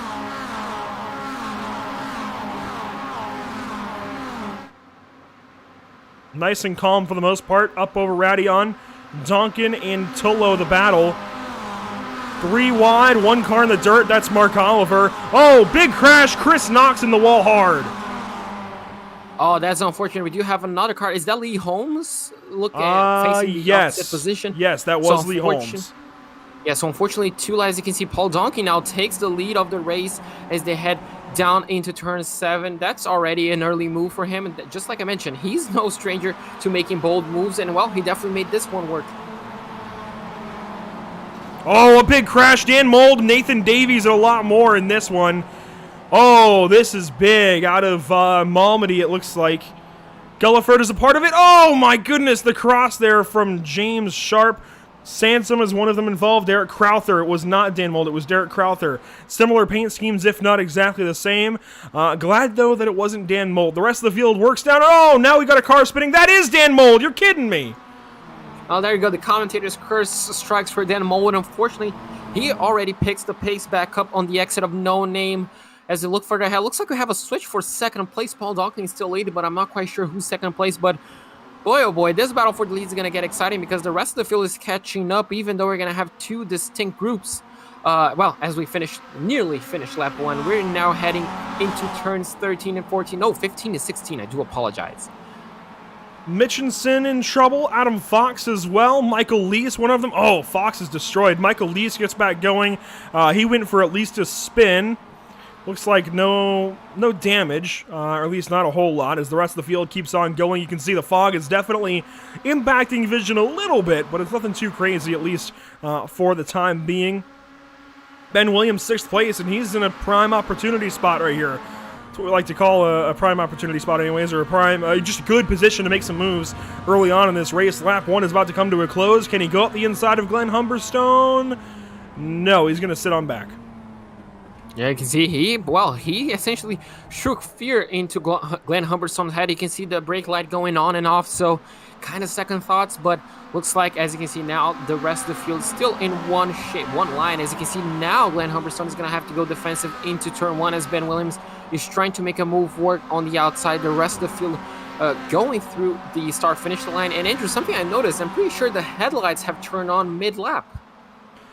Yeah, I think they were on this level last time through, because I did notice that they were a different, well, they look different, and I don't think that's by the fog either. I do believe we're working into the evening hours here in Virtual Spa.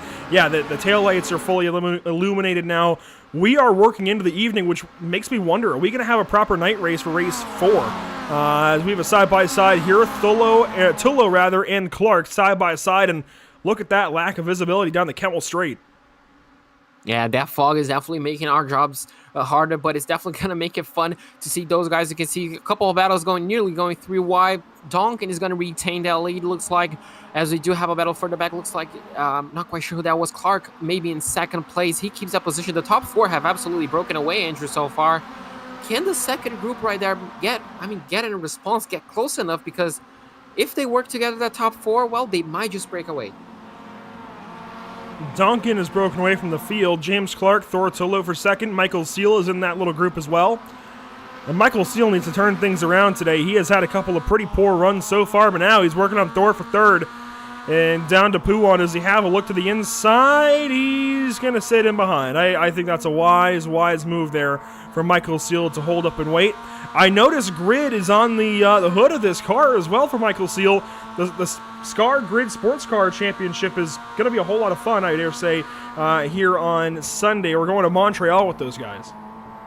Yeah, that's going to be a whole lot of fun, and obviously, well, it's nice to see them sponsor on this car. You know, we've seen that development series working a treat, so if you're looking to develop your racing skills, shoot an email for Andrew. He'll definitely get you hooked up to those guys, because, Andrew, if something that we have seen in SCAR Grid is, I guess, progression, you could say, from those drivers. We've seen it even here, where a lot of drivers, they might have been a little behind on the uptake there. You can really see the headlights have come on. They were a little behind at first, but as the couple of weeks have gone on here, they've gotten right back into the rhythm of things. Michael Seal is one of them, as he looks for a way around the number 44. Jason Cooper is there as well.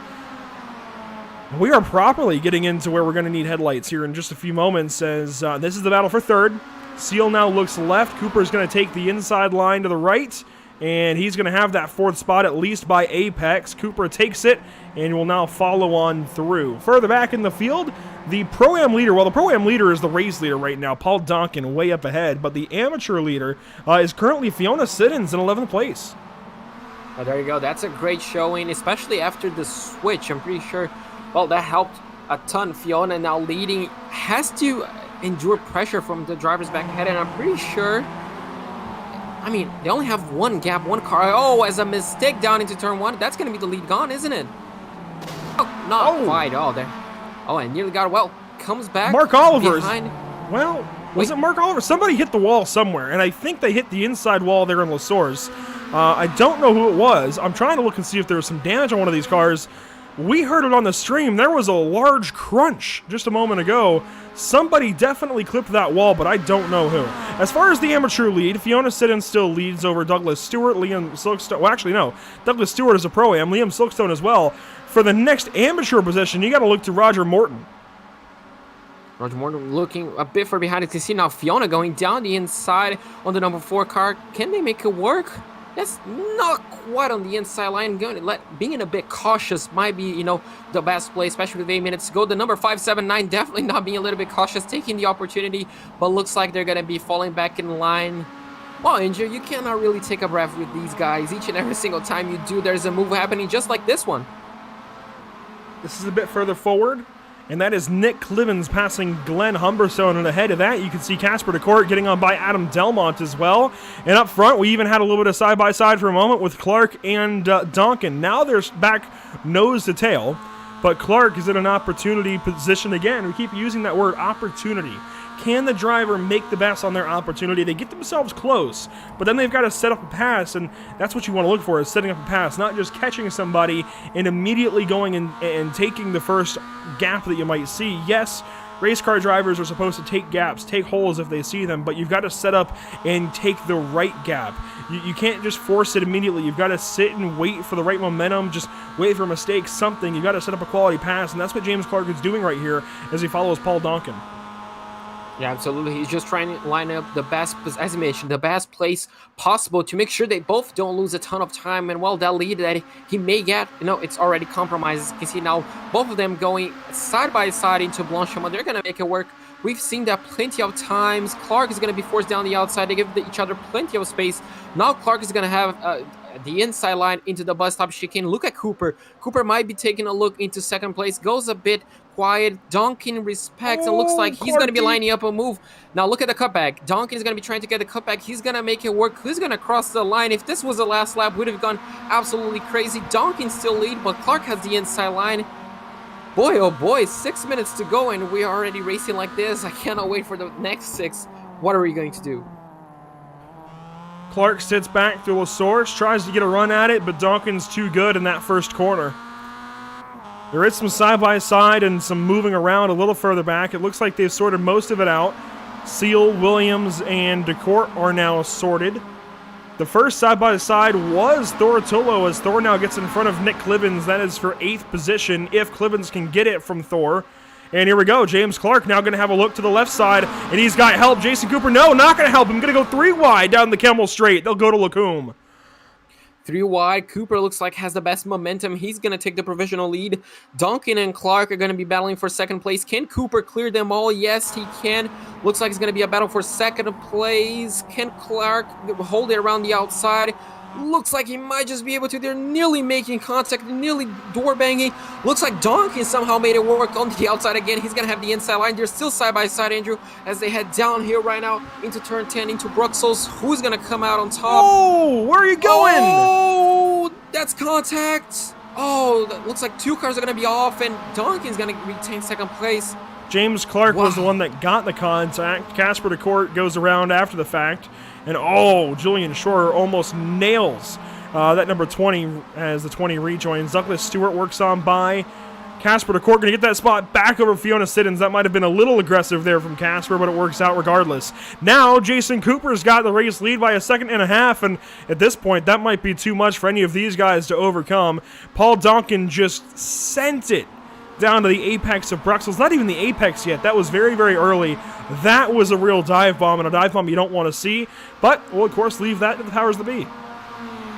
Yeah, exactly. And as you mentioned, the gap that Cooper has over Donkin might just be too much to overcome, especially with only 2-3 laps to go. As you can see now, a move being made for third place. Seal and Williams. Williams has the inside line. They're gonna go side by side. Can Williams clear? Who's gonna? Donkin, he has to give the slipstream. There we go. English has to give the slipstream to one of them. Looks like that might just be Williams, as he's also getting help from Delmont. So Delmont might be going down, well, side by side with Seal as they head into Blanchimont. Look at this, Andrew. How is this gonna hold up? Well, that question is about to be answered as Delmont is in this fight now, gets on by Seal, just barely. Does Seal get in line between Delmont and Clivens, who's going to try the left side now. Clivens, hard breaking around the outside, gets the spot for a moment, but Seal gets it back at apex. Great racing between those few. Cooper still leads, 3.5 minutes to go, and he's got a 1.5 seconds to Donkin, who's got another second and change back to Ben Williams. Oh, Delmont might have a look to the inside for LaSource. No, Delmont's going to sit behind. Williams overcooks the corner, though, and Delmont goes right on by. There you go. The little bit of a push may have just thrown Williams a bit off under the braking zone, and unfortunately he's going to be giving out 2 positions. The unfortunate thing for Delmont, even though he got a free position at the time being, he's going to have to punch the air right now. So all these cars behind him might get a good enough run up Eau Rouge, out of Radion, to essentially get the places back. So Delmont right now on his own, on pushing the air essentially. Can he keep that 3rd place? Seal is definitely going to be trying to look further back. That's Fisher and McEwen. They're still pushing one another, trying to get back on that pack. Wow, this is racing. And they're behind the guys that we were just watching, so if these guys keep mixing things up, it's that orange nose back behind where you see Lars Fischer, so they can absolutely catch these few drivers here as Clibbins gets ahead of Seal, and side by side are Tullo and Humberstone as they work on through Malmedy. Now Humberstone going to have a look to the apex here of Bruxelles to the inside. He can't make a move and will stay on behind. Delmont still leading this little group. Oh my gosh! Humberstone, that one. Humberstone drifting out of 9.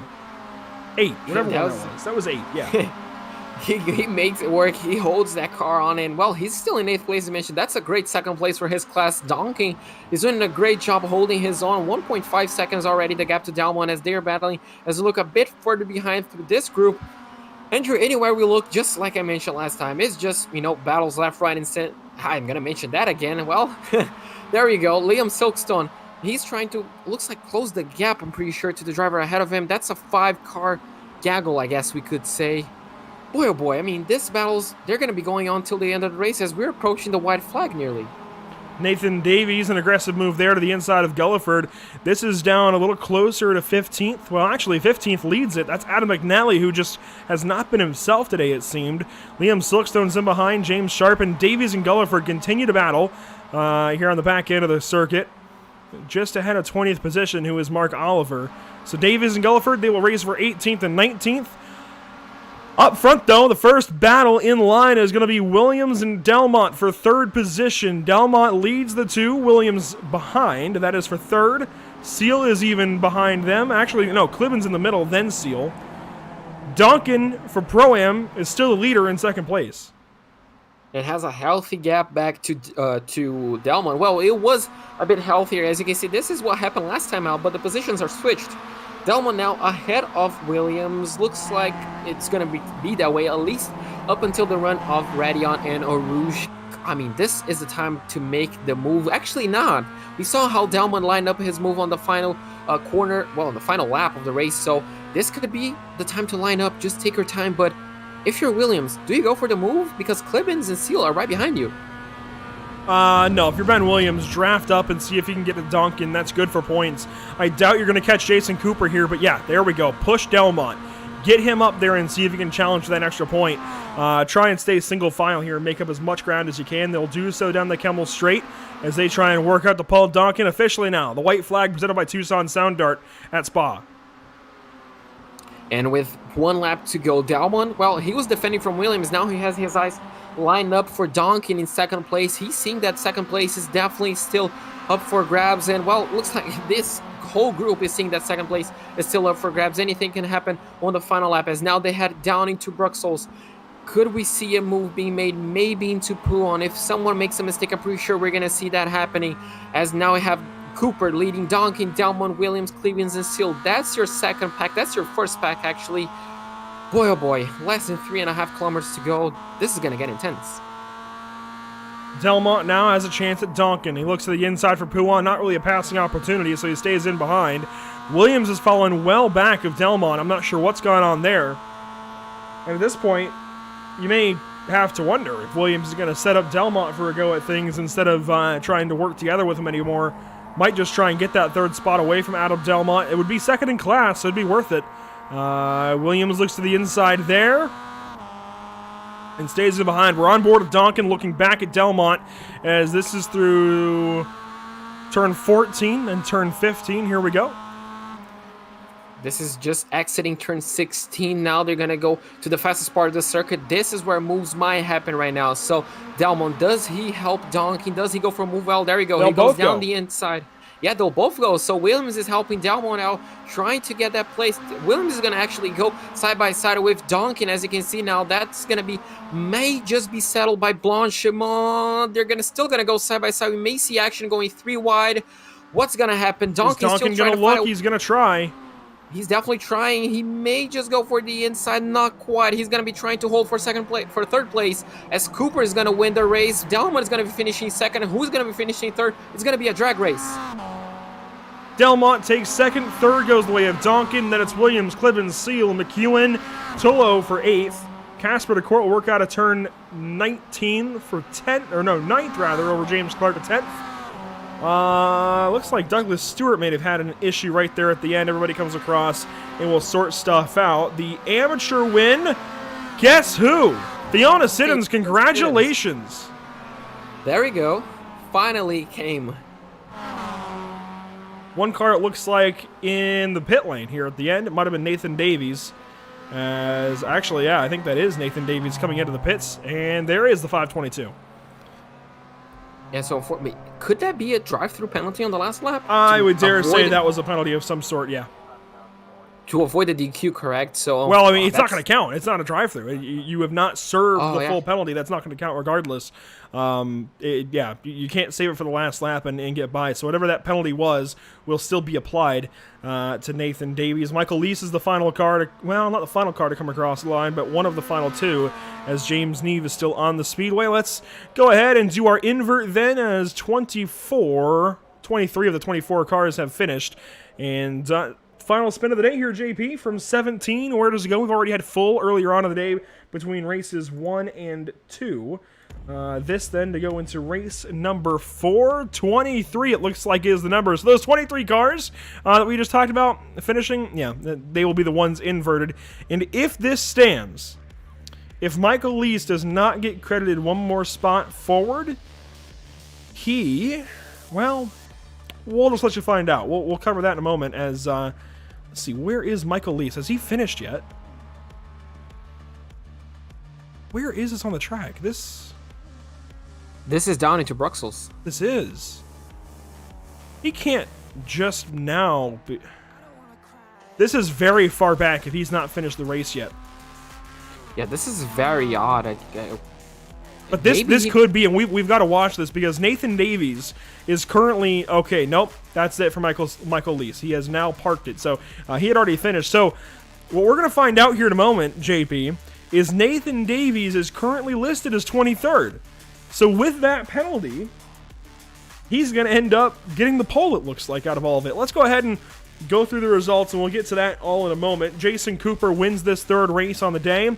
And yes, I'm glad we waited, because Nathan Davies will no longer finish 23rd. He gets dropped to 25th. James Neve gets dropped to 24th. And Michael Lease, the way it sorts out now, it looks like we'll finish 23rd and start from first for the next race. But regardless, Jason Cooper first. For the results, you're in race number 3. Adam Delmont second, then Paul Donkin, Ben Williams, Nick Clibbins, your top 5. Congratulations to Paul Donkin for the Pro-Am win. Michael Seal 6th. Then Andy McEwen, Thor Tolo, Casper DeCourt, and James Clark. In 11th place, we're going to have Douglas Stewart finishing ahead of Lars Fischer. In 13th place, we're going to have Adam McNally ahead of Liam Silkstone. Fiona Siddons is our amateur winner, so well done. Jamie Guilford in 16th place, ahead of Mark Oliver, looks like our 2nd place in the amateur class. James Sharp is going to be finished off in 18th place, ahead of Lee Holmes. In 20th place will go the way of Julian Schurer. Just as we mentioned, Mark Oliver, oh no, that's 20, that's 17. I was thinking about race number 2, and Julian Schurer is going to be our top 20 driver.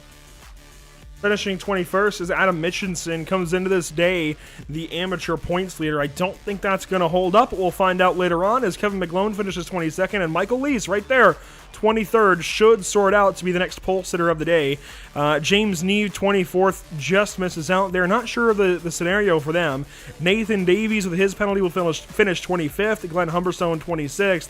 And Roger Morton does not quite complete race number 3. Dan Mold with him. Tom Griffiths, 29th, and Colin Sansom, 30th. In 31st place, we're going to have Chris Knox, unfortunately 5 laps down. Derek Crowther in 32nd, and Adam Fox, unfortunately, both of them 6 laps down in 32nd and 33rd, respectively. And that, Andrew, is our official results. Are our official results? Is our official results unofficial for race number 3? And, well, only one to go.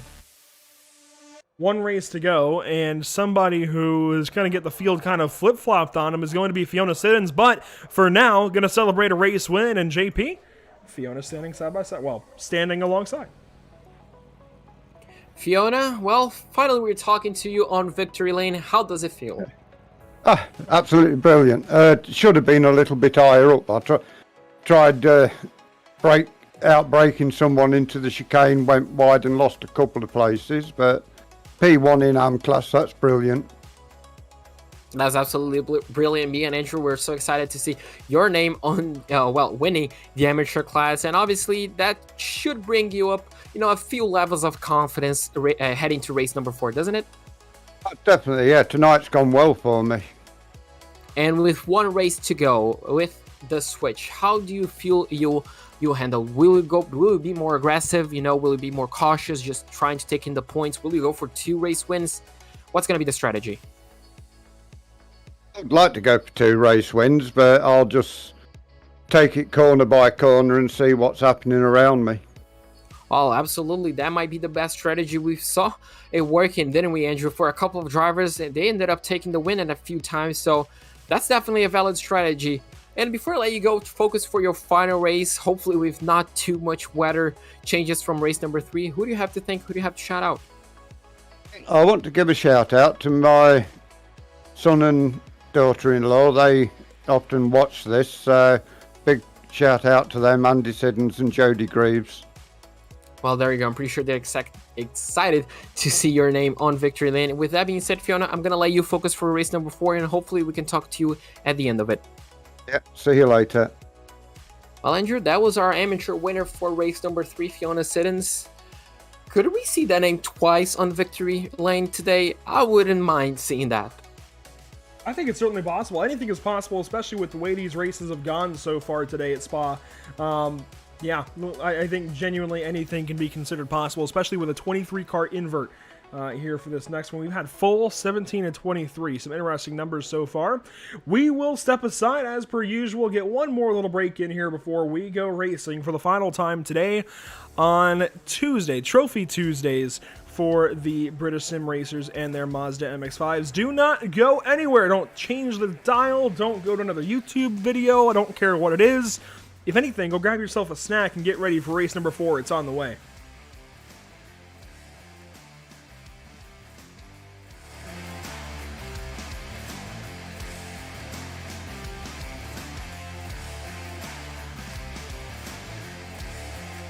After months of quarantine, we're all interested in how we can become our best self. The team at Permanent Makeup and Cryo is here to help you get the flawless makeup look every day without the extra effort or time.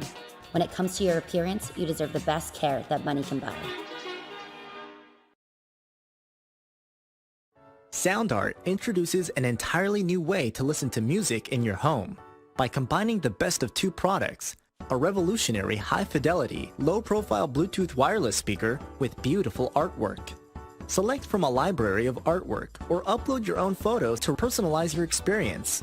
Sound Art ushers in an era of invisible, beautiful, and amazing sound throughout your home and redefines your entire entertainment system. The need to reclaim your floor space and rid your home of unsightly speaker boxes that need to be bolted to the wall is now a thing of the past. Our canvas is printed on high-quality permalite by Breathing Color. And select from our gallery or upload your own. Standard sizes include 16 by 20 and 18 by 24 canvas wrapped. Custom sizing is available, as well as surround sound options.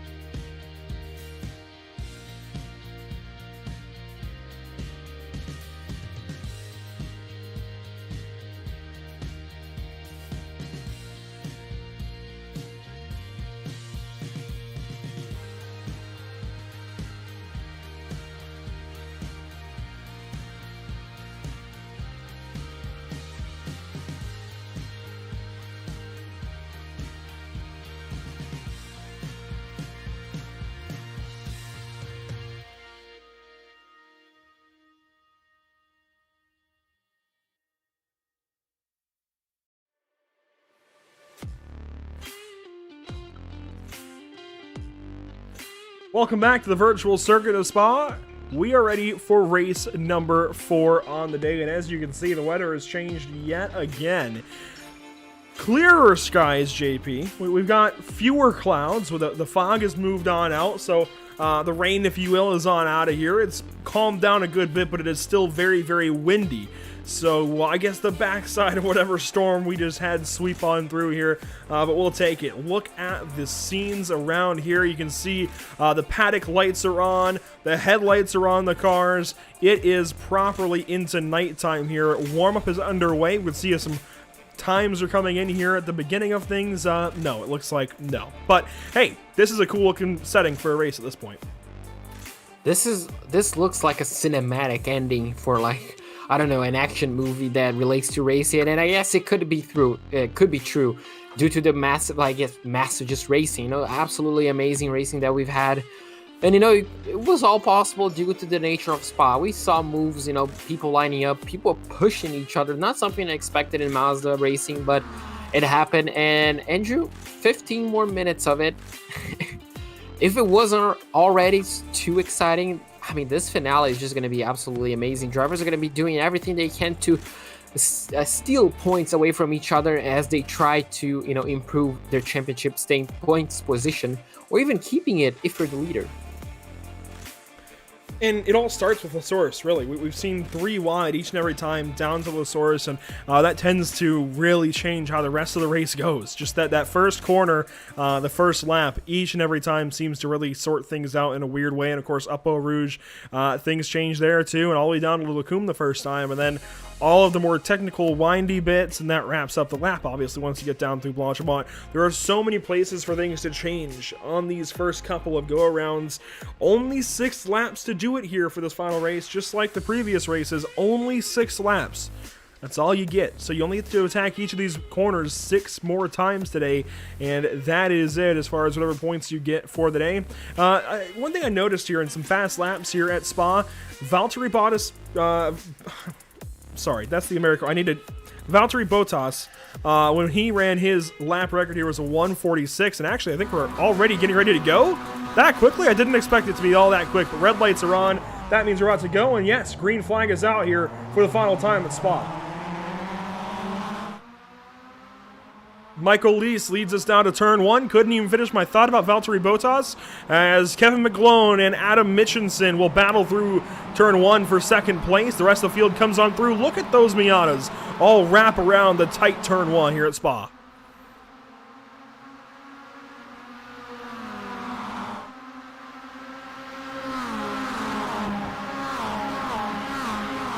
Too wide up the hill, James Sharp, Lee Holmes, Mark Oliver.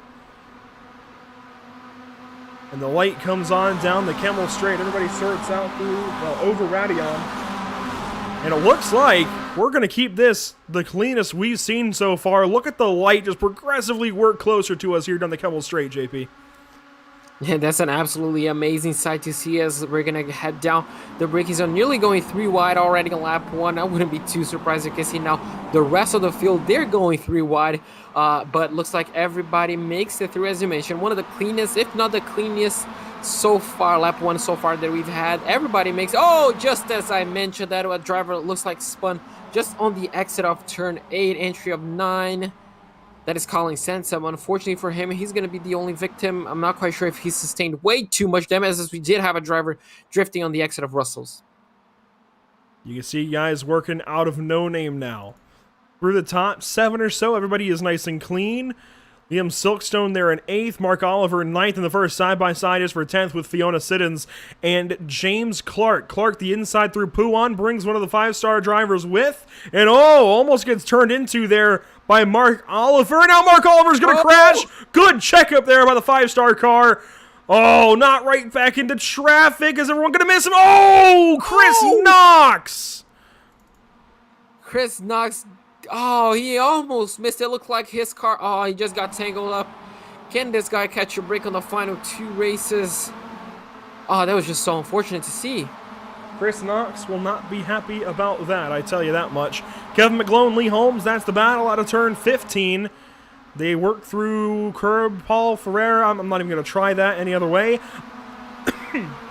Excuse me there. I do not speak French, and unfortunately I can't get that pronunciation right, as there's a three-wide battle here to Blanchimont. Sharp on the inside, and they're going to crash. McLone goes with him. Oh, he's going to be McLone. parked on the apex, essentially, but looks like everybody's avoids him. That's a runaway tire. Looks like that also clears the rest of the field. 2 casualties on lap 1. That's unfortunate to see. Lap 1 gets sorted out. Michael Lease will lead us across the line and finish up lap 1. Mitchinson second, Lee Holmes third, Jamie Gulliford in fourth, Julian Schroer fifth, Liam Silkstone sixth. Through the rest of the top 10, Lars Fischer 10th, and some interesting, here we go, James Clark. Michael Lease has been turned around, our race leader, and I can't even, this is... Mitchinson as well, looks like. So we did have a tangle up on turn 1. Unfortunately, as you mentioned, that's our leader. Oh, that's heartbreaking. It looks like we might have a problem with the suspension. I'm not quite sure. That car just seems to be turning on its axis. No, it looks like it gets back into the racing rhythm. And, well, that changes everything. Lee Holmes now leads the race. Gulliford, well, it's going to be trying to take that away from him, as we did have... Looks like we do have essentially a 2, 3, 4 position for amateur Pro-Am drivers. So Lee Holmes is going to have to defend from a whole bunch of them. And, well, sure, they might just have something to do with it. Julian almost took it onto the grass. He was on the grass for a moment, but I don't think he was on the grass when he made the move to the left side anyways. And, here we go. Julian Schroer now getting caught up into Liam Silkstone's business. This might be a nice little battle down to Bruxelles. Yes, here we go. James Sharp on the inside. And Sharp holds it down there. I don't recall now. Was it Clark or was it Sharp that made the contact? And Blanchimont, well, Clark makes contact there with Silkstone, and they are going to crash. Oh. Unfortunately for the amateur Pro-Am points leader, that's going to be him facing the wrong way. He has to get the car pointing in the right direction. Be careful not to hit the barrier and cause extra damage. But, Andrew, everything is happening on this final race. This is just going to be an action-pack. This is the movie finale I was talking about. And Gulliford has the lead now in this final race. Lee Holmes looks around the outside. Julian Schroer stays in behind. This is your top 3. 2 of them are Pro-Am. 1 of them is Pro. None of the usual heavy hitters that we've seen through each round so far is up here in this top 5, aside from maybe Lars Fischer, if you want to count him. Casper DeCourt is 6th behind his teammate. James Sharp is 7th. He's got a race win to his name. Paul Donkin is 8th. Thorotolo is 9th. And Nathan Davies, one of the more aggressive drivers in the series, sits 10th. Delmont 11th, and the rest on further back. This is a side-by-side battle now as Holmes takes it to the right side, and a bump there from Schroer to Gulliford. He's trying to help his Pro-Am competitor.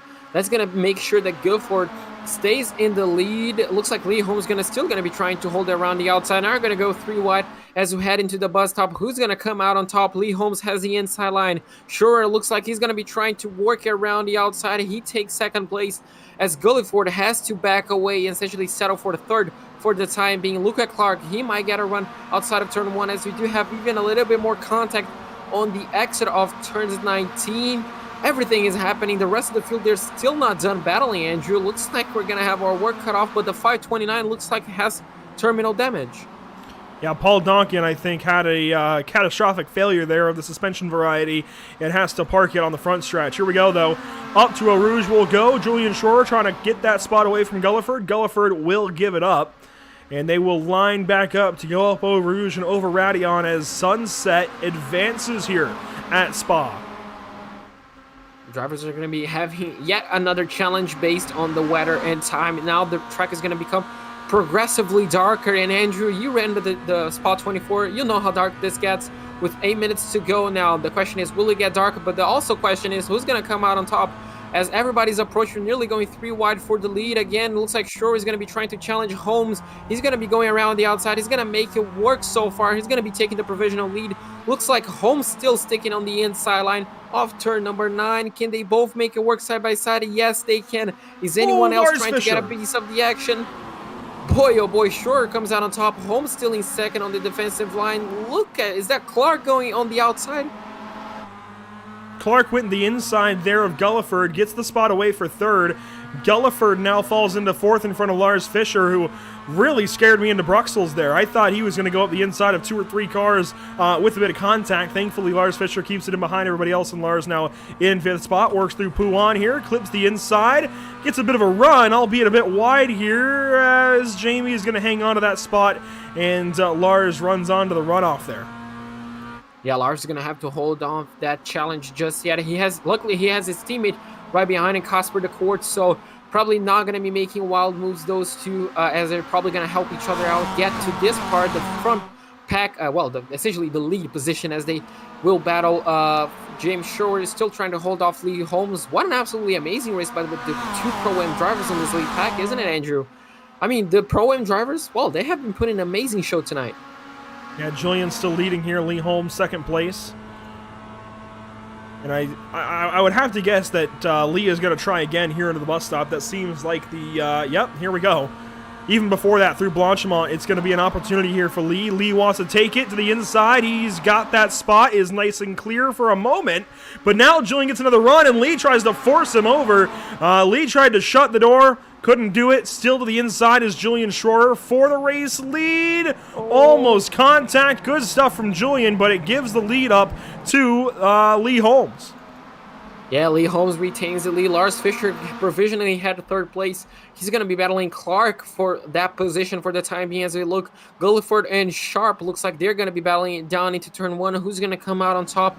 Both lines can work outside and inside, but looks like Gulliford might just have that position for the time being. As we went 3 wide on the exit. Did you catch that, Andrew? I'm trying to catch as much of it as I can here. Here's Nathan Davies further back. Adam McNally, Ben Williams in a line. They were side by side for a moment. They got things sorted out nicely, as Williams now falls into 11th. McNally for a top 10. Jason Cooper is right behind in 12th. Michael Seal is back here as well. The amateur leader in this race so far, that is Roger Morton, as he comes over Radion. He's got Humberstone in behind, as it looks like Stewart's going to have to give some time up. That brings Adam Fox then into the equation. Adam Fox is going to have a go of things here on Glenn Humberstone and try and get that spot away. And Roger Morton, that yellow car right in front of Adam Fox here, that is for the lead. So Fox into Lacombe. Is he going to try to get to the inside of Morton? Well, one car goes around the outside. Andy McEwen, you mad lad! What a mad lad indeed. He makes it work on the outside lane. What an absolutely beautiful move. Adam Fox goes, oh gosh, he may have just gotten hit from behind. Oh, not quite. Maybe he just got caught up on the curb. He might have just gotten a bit loose there himself. McEwen, though, what in the world? It was Andy doing there. Goes by 2 or 3 cars into a Lacombe. Around the outside as well. That was impressive stuff there from the number 4. Back up front, Casper de Court, Jamie Gulliford. They do battle now through Pouan. James Sharp is ahead. You've got Delmont out back, and Lars Fischer still holding down in a top 5 spot there in 4th. Gulliford might have a look at... No, Delmont's going to have a go up the inside of Gulliford. Yeah, he's going to be trying to get that position. That might have just gone, and they're still going to go side by side. As they approach, looks like turns 15. As you can see now on board with Nathan Davies. He's going to be opportunistic as well. He's going to be going down the inside, not something we see every day. They made contact, and it looks like Nathan Davies just came out better on that. Man, well, Andrew, everything is happening. I'm nearly running out of breath because these guys are definitely not giving us any breaks at all. Yeah, Gulliford's going to fall way back now to 14th. Out of all of that, was just inside the top 10, battling for 6th, 7th, and so, and is now back in 14th as these guys work into Blanchimont. You can see Nick Libman's right ahead. That's the number 13 behind Michael Seal. That's 12th and 13th. Jason Cooper's 11th and ahead of them, and Nathan Davies going to have a challenge into the bus stop, as that is McNally up the inside of the 522, very close through the first corner. Now Williams going to challenge there on the second apex, and look at everything ahead. This entire top 10, top 15, it's a whole pack. That's the whole pack. It's definitely not over. Everything can change with the dime. Looks like Fischer is holding down Holmes. Holmes provisionally looks like tried to go down the outside. He's going to have the compromise line. Sharp might just get that position before they enter Blanchimont. Well, Holmes is actually going to be trying to go down the inside. This is going to back up this whole grid. Sharp gives Fisher a bit of a bump to make sure he's still in the lead. But they're going to go side by side. Look at this, Andrew. Holmes and Fisher side by side. Up Eau Rouge, out of Radion. Who's going to come out on top? Looks like Sharp gets forced down the outside. They nearly make contact, and somehow all three of them stay pointing in the right direction. Now, Fisher is going to be pushing the air. He's going to be closing the door to essentially get a push. And he does. Does he retain the lead? Look at his teammate on the outside line. He's going to be helping his teammate. Tries to get over in front of Casper to court, and oh my goodness, Casper around the outside. I think he just got 5 spots that straightaway. Look at this entire group as they work through Lacombe and Malmedy. Contact there. That is McNally and Schroer in a massive impact on the inside of turn 7. The rest of the field continues on. It's Sharp and Court for a battle here. To Court round the outside of Bruxelles. Sharp has got the inside. That gets him a ton of time on the inside. Now to No Name, and the advantage swings the way of Casper. Casper gets second place, but 5-Star Motorsports out front. Lars Fischer with a 2.5 gap. 2.5 gap to his teammate, so if his teammate will do anything to help. Oh, he gets a bit of a bump, so looks like Sharp nearly tried to move Casper to Court as they enter Pouhon, but looks like the number 5 will retain that second place for the time being. This is definitely not over, at least for the second place. James Sharp, obviously he's going to be looking at his mirror because he has a 75 of Delmon. Now we're looking to Nathan Davies, our Pro-Am leader. Everything changed within a few seconds as we were entering Lacombe. Boy, oh boy, Andrew, as we're going to enter the final lap, this is only going to get crazier. It's going to continue that way. This has been 2 laps to go. We're already working towards a white flag. Can Casper to Court reel his teammate back in? Does he bring traffic along with? As Lee Holmes might have a go of things here on Adam Delmont. This would be for 4th. We're on board now at the number 35 of Lee. Going to take the left side through 16. And for Blanchimont in turn 17, he's going to nose ahead of Adam Delmont. And just might have that spot. Maybe not. Delmont's going to stay there. They will go side by side to the bus stop. And you can see Casper to Court and James Sharp. Similar circumstances. Sharp around the outside, though. Wants to take that spot away from Casper to Court. Will do so. White flag is out. Presented by Tucson Sound Art. Yeah, you can see James Sharp pushing Casper to Court out of the racing course. As looks like Holmes. Oh, as we do have Nathan Davies. He's pointing at the wrong direction on bus stop. He's going to get out of the way. He's going to be going to the pits. That might be terminal then. Oh, that's heartbreaking. So everything is going to change once again as we do have a battle for, what, is this just outside the top 10, top 15? Well, and it has the amateur leader in it. Roger Morton in the number 992 is, oh my goodness! Oh! Douglas Stewart, and that was Glenn Humberstone and Douglas Stewart. Douglas Stewart just RKO'd Glenn Humberstone out of La Source.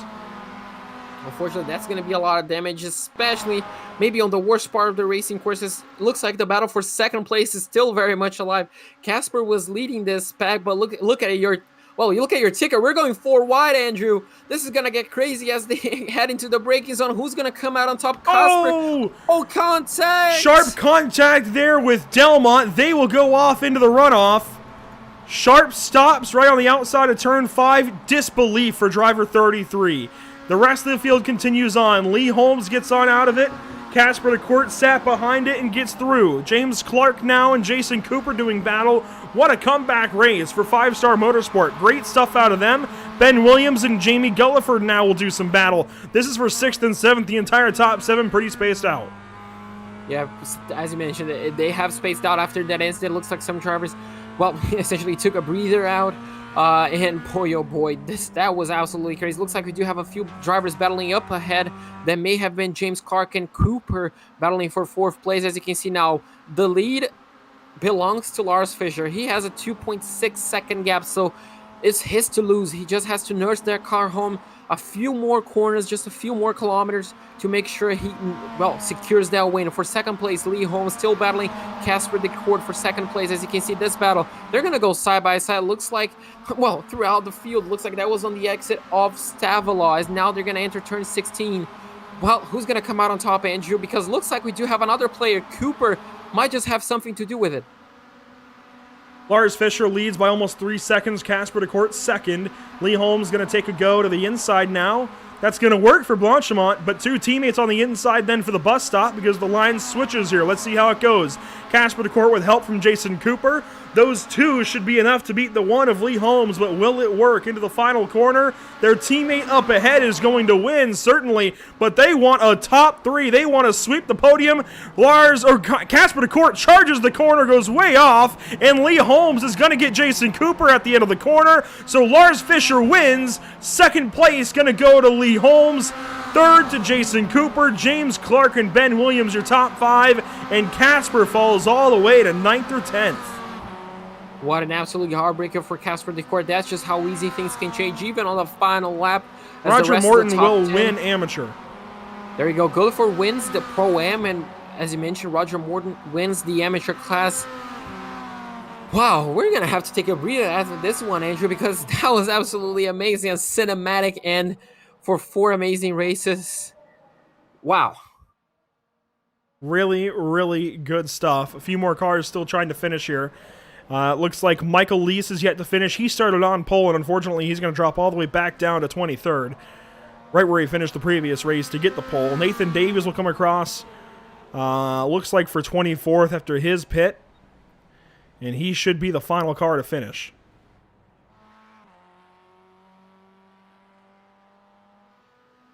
You can see when you set that one car on their own like this point, it is quite a good bit darker around this virtual circuit de Spa. So he'll be the final car to come across. He is working towards Blanchimont now. He is 24th and will be the final car to get his race finished. We'll wait on him to come across, JP, but just a really solid day of racing in general. Oh, absolutely. And, well, we're kind of getting spoiled, aren't we, Andrew? Because, I mean, all races that we've had so far, doesn't matter if it was the Miatas or the touring cars, they have been absolutely amazing. And, well, I'm already looking forward to next Tuesday, even though we're going to have a race on Thursday. Well, these Miatas are going to, well, I'm going to miss them. Miss them. They're coming back in just a week. Don't you wait. We'll be right back with it next week from Daytona. Let's wait on, I think Nathan should be across the line now. Let's go ahead and take a look through our results then. Obviously, these could still change just a little bit pending some penalties. But finishing first, that much we know, is going to be Lars Fischer by over 3 seconds to Lee Holmes when all of it was said and done. Massive, massive win then for Lars Fischer in 5-Star Motorsport. Lee Holmes second, Jason Cooper third, James Clark fourth, Jamie Gulliford fifth, Tom Griffith sixth, then Thor Tullo, James Neve, Nick Clibbins, and Andy McEwen. In 11th place will go the way of Michael Seal. Roger Morton is going to be winning his class in 12th place. Liam Silkstone in 13th place ahead of Adam McNally. Glenn Humberstone in 15th place. Adam Mitchinson in 16th place ahead of Adam Fox. Fiona Siddons in 18th place. Looks like that might be 4th for the amateur class. Ben Williams in 19th. And Adam Dalmon, well, he's going to be finishing 20th place after that contact. And 21st goes the way of Casper DeCourt when it's all said and done. My goodness.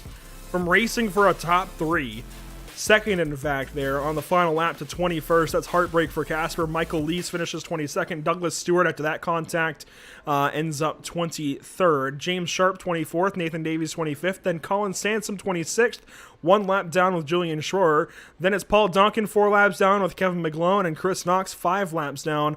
The final car to show up today was Mark Oliver. Those two both finished 5 laps down right at the back end of the field. So, JP, what do you think of Spa with some Miatas? Well, I never had a doubt that it was going to be great racing, but this was absolutely fantastic racing on all 4 occasions. And I mean, what a nice way to set off. You know, the sunset, the beautiful lights kicking in, the darkness of the forest as well. You know, just hidden, but boy, oh boy, this 4 races were absolutely fantastic. I had to get a second water bottle, and, well, for the next time, Andrew, I'm definitely going to be thinking 3 for each occasion because these guys don't give us any breaks, and I'm thankful for it because it just makes it all so much better. So that is how that all works on out then for 4 races of action here at Spa. Let's look at our upcoming broadcasts here at Pit Stop TV. We talked a little bit about it earlier on, but really the entire slate for the next week or so is pretty noteworthy. Later this evening, 6:50 p.m. Eastern, so in just a little over an hour, we've got more action, this time from the Daytona International Speedway on the oval with ARCA Chevrolet Impalas with the Nork iRacing series. We'll be next up with that one again. Like I said, 6:50 p.m. Eastern, right before 7 o'clock. That is just about midnight for you guys in the UK if you want to tune in. We certainly recommend doing so. Then Thursday, of course, it's BSR TC from Circuit to Spa, much like we had today. A lot of the same drivers, a lot of the same teams, just a bit of different cars. The TC car is going to change things up. Then Sunday, it is Road America for the North American Racing League Streamer Championship. We talked about the 7 streamers in it earlier on. Let's do so again to outline them. Dan Suzuki, Dave Cam, Matt Malone, Love46, Balkan, Sampsoid, and Daniel Morad, or Moradness. So, 7 really great streamers that I think really anchored down the iRacing community on Twitch, and some of them on YouTube. And I mean, we had 5 of them. We had Dan Suzuki, Dave Cam, Matt Malone, Balkan, and Sampsoid for the previous go of this back in June at Road Atlanta. Now we're going to add in Daniel Morad and Love46 for Road America later this weekend at 11 Eastern on Sunday. Then later on Sunday, we've got the Scar Grid Sports Car Championship from Circuit Jules Villeneuve in Montreal. That should be a lot of fun as well. So, save the Daytona broadcast tonight, then it's 3 road broadcasts in a row coming up before we have the BRP iRacing series Monday evening. They just had a great round. I think the best race we've ever had with them at Lanier last night. They've got the Bristol Motor Speedway next week with the Dirt. That should be a lot of fun, and they continue to work towards crowning a championship. And of course, next week we've got BSR back with Daytona International Speedway, but the road course. Yeah, absolutely. And well, Andrew, I mean, what can we say more? I guess you should follow us on each and every single social media, well, to make sure you don't miss out anything. Don't you agree? Well, you should follow us definitely on Facebook.com/PitstopTV, Twitter.com/PitstopTV_, Instagram.com/pit_stop_TV, YouTube.com/PitstopTV1, and obviously on Twitch as well at twitch.tv/pit_stop_TV. And well, I'm not quite sure if I'm gonna catch you, Andrew, on the ARCA, but I mean, this was so much fun, wasn't it? Well, I certainly recommend that everybody tunes in and catches that one. We'll have Caleb Gladney on the call as well. That's going to be a lot of fun. The Nork Classic last week was really, really good, and it's only going to get better this evening with the ARCA cars there. A great drafting package, and on the newly updated Daytona International Speedway as well. It's not nearly the kind of overhaul that Watkins Glen recently got, but it has been touched back up. It has been made to look nicely, and they have 3D fences now at Daytona here on the iRacing.com sim. We'll get to bring that to you on the same day that it dropped, literally earlier today. So that'll be really, really cool here in just a little while. For everyone here at Pit Stop TV, though, we've certainly enjoyed having you along for the ride. We thank our partners here at Pit Stop TV, of course, Tucson Sound Art, Permanent Makeup and Cryo in Maine, Whiplash Media, and BAM Racing Videos. But for all of us crew side, of course, myself, Andrew Cardinelli IV on the call, along with JP Costa. A big shout out from everybody who gets things done. We will see you next time. We hope you enjoyed tonight, and we hope you tune in for the next one.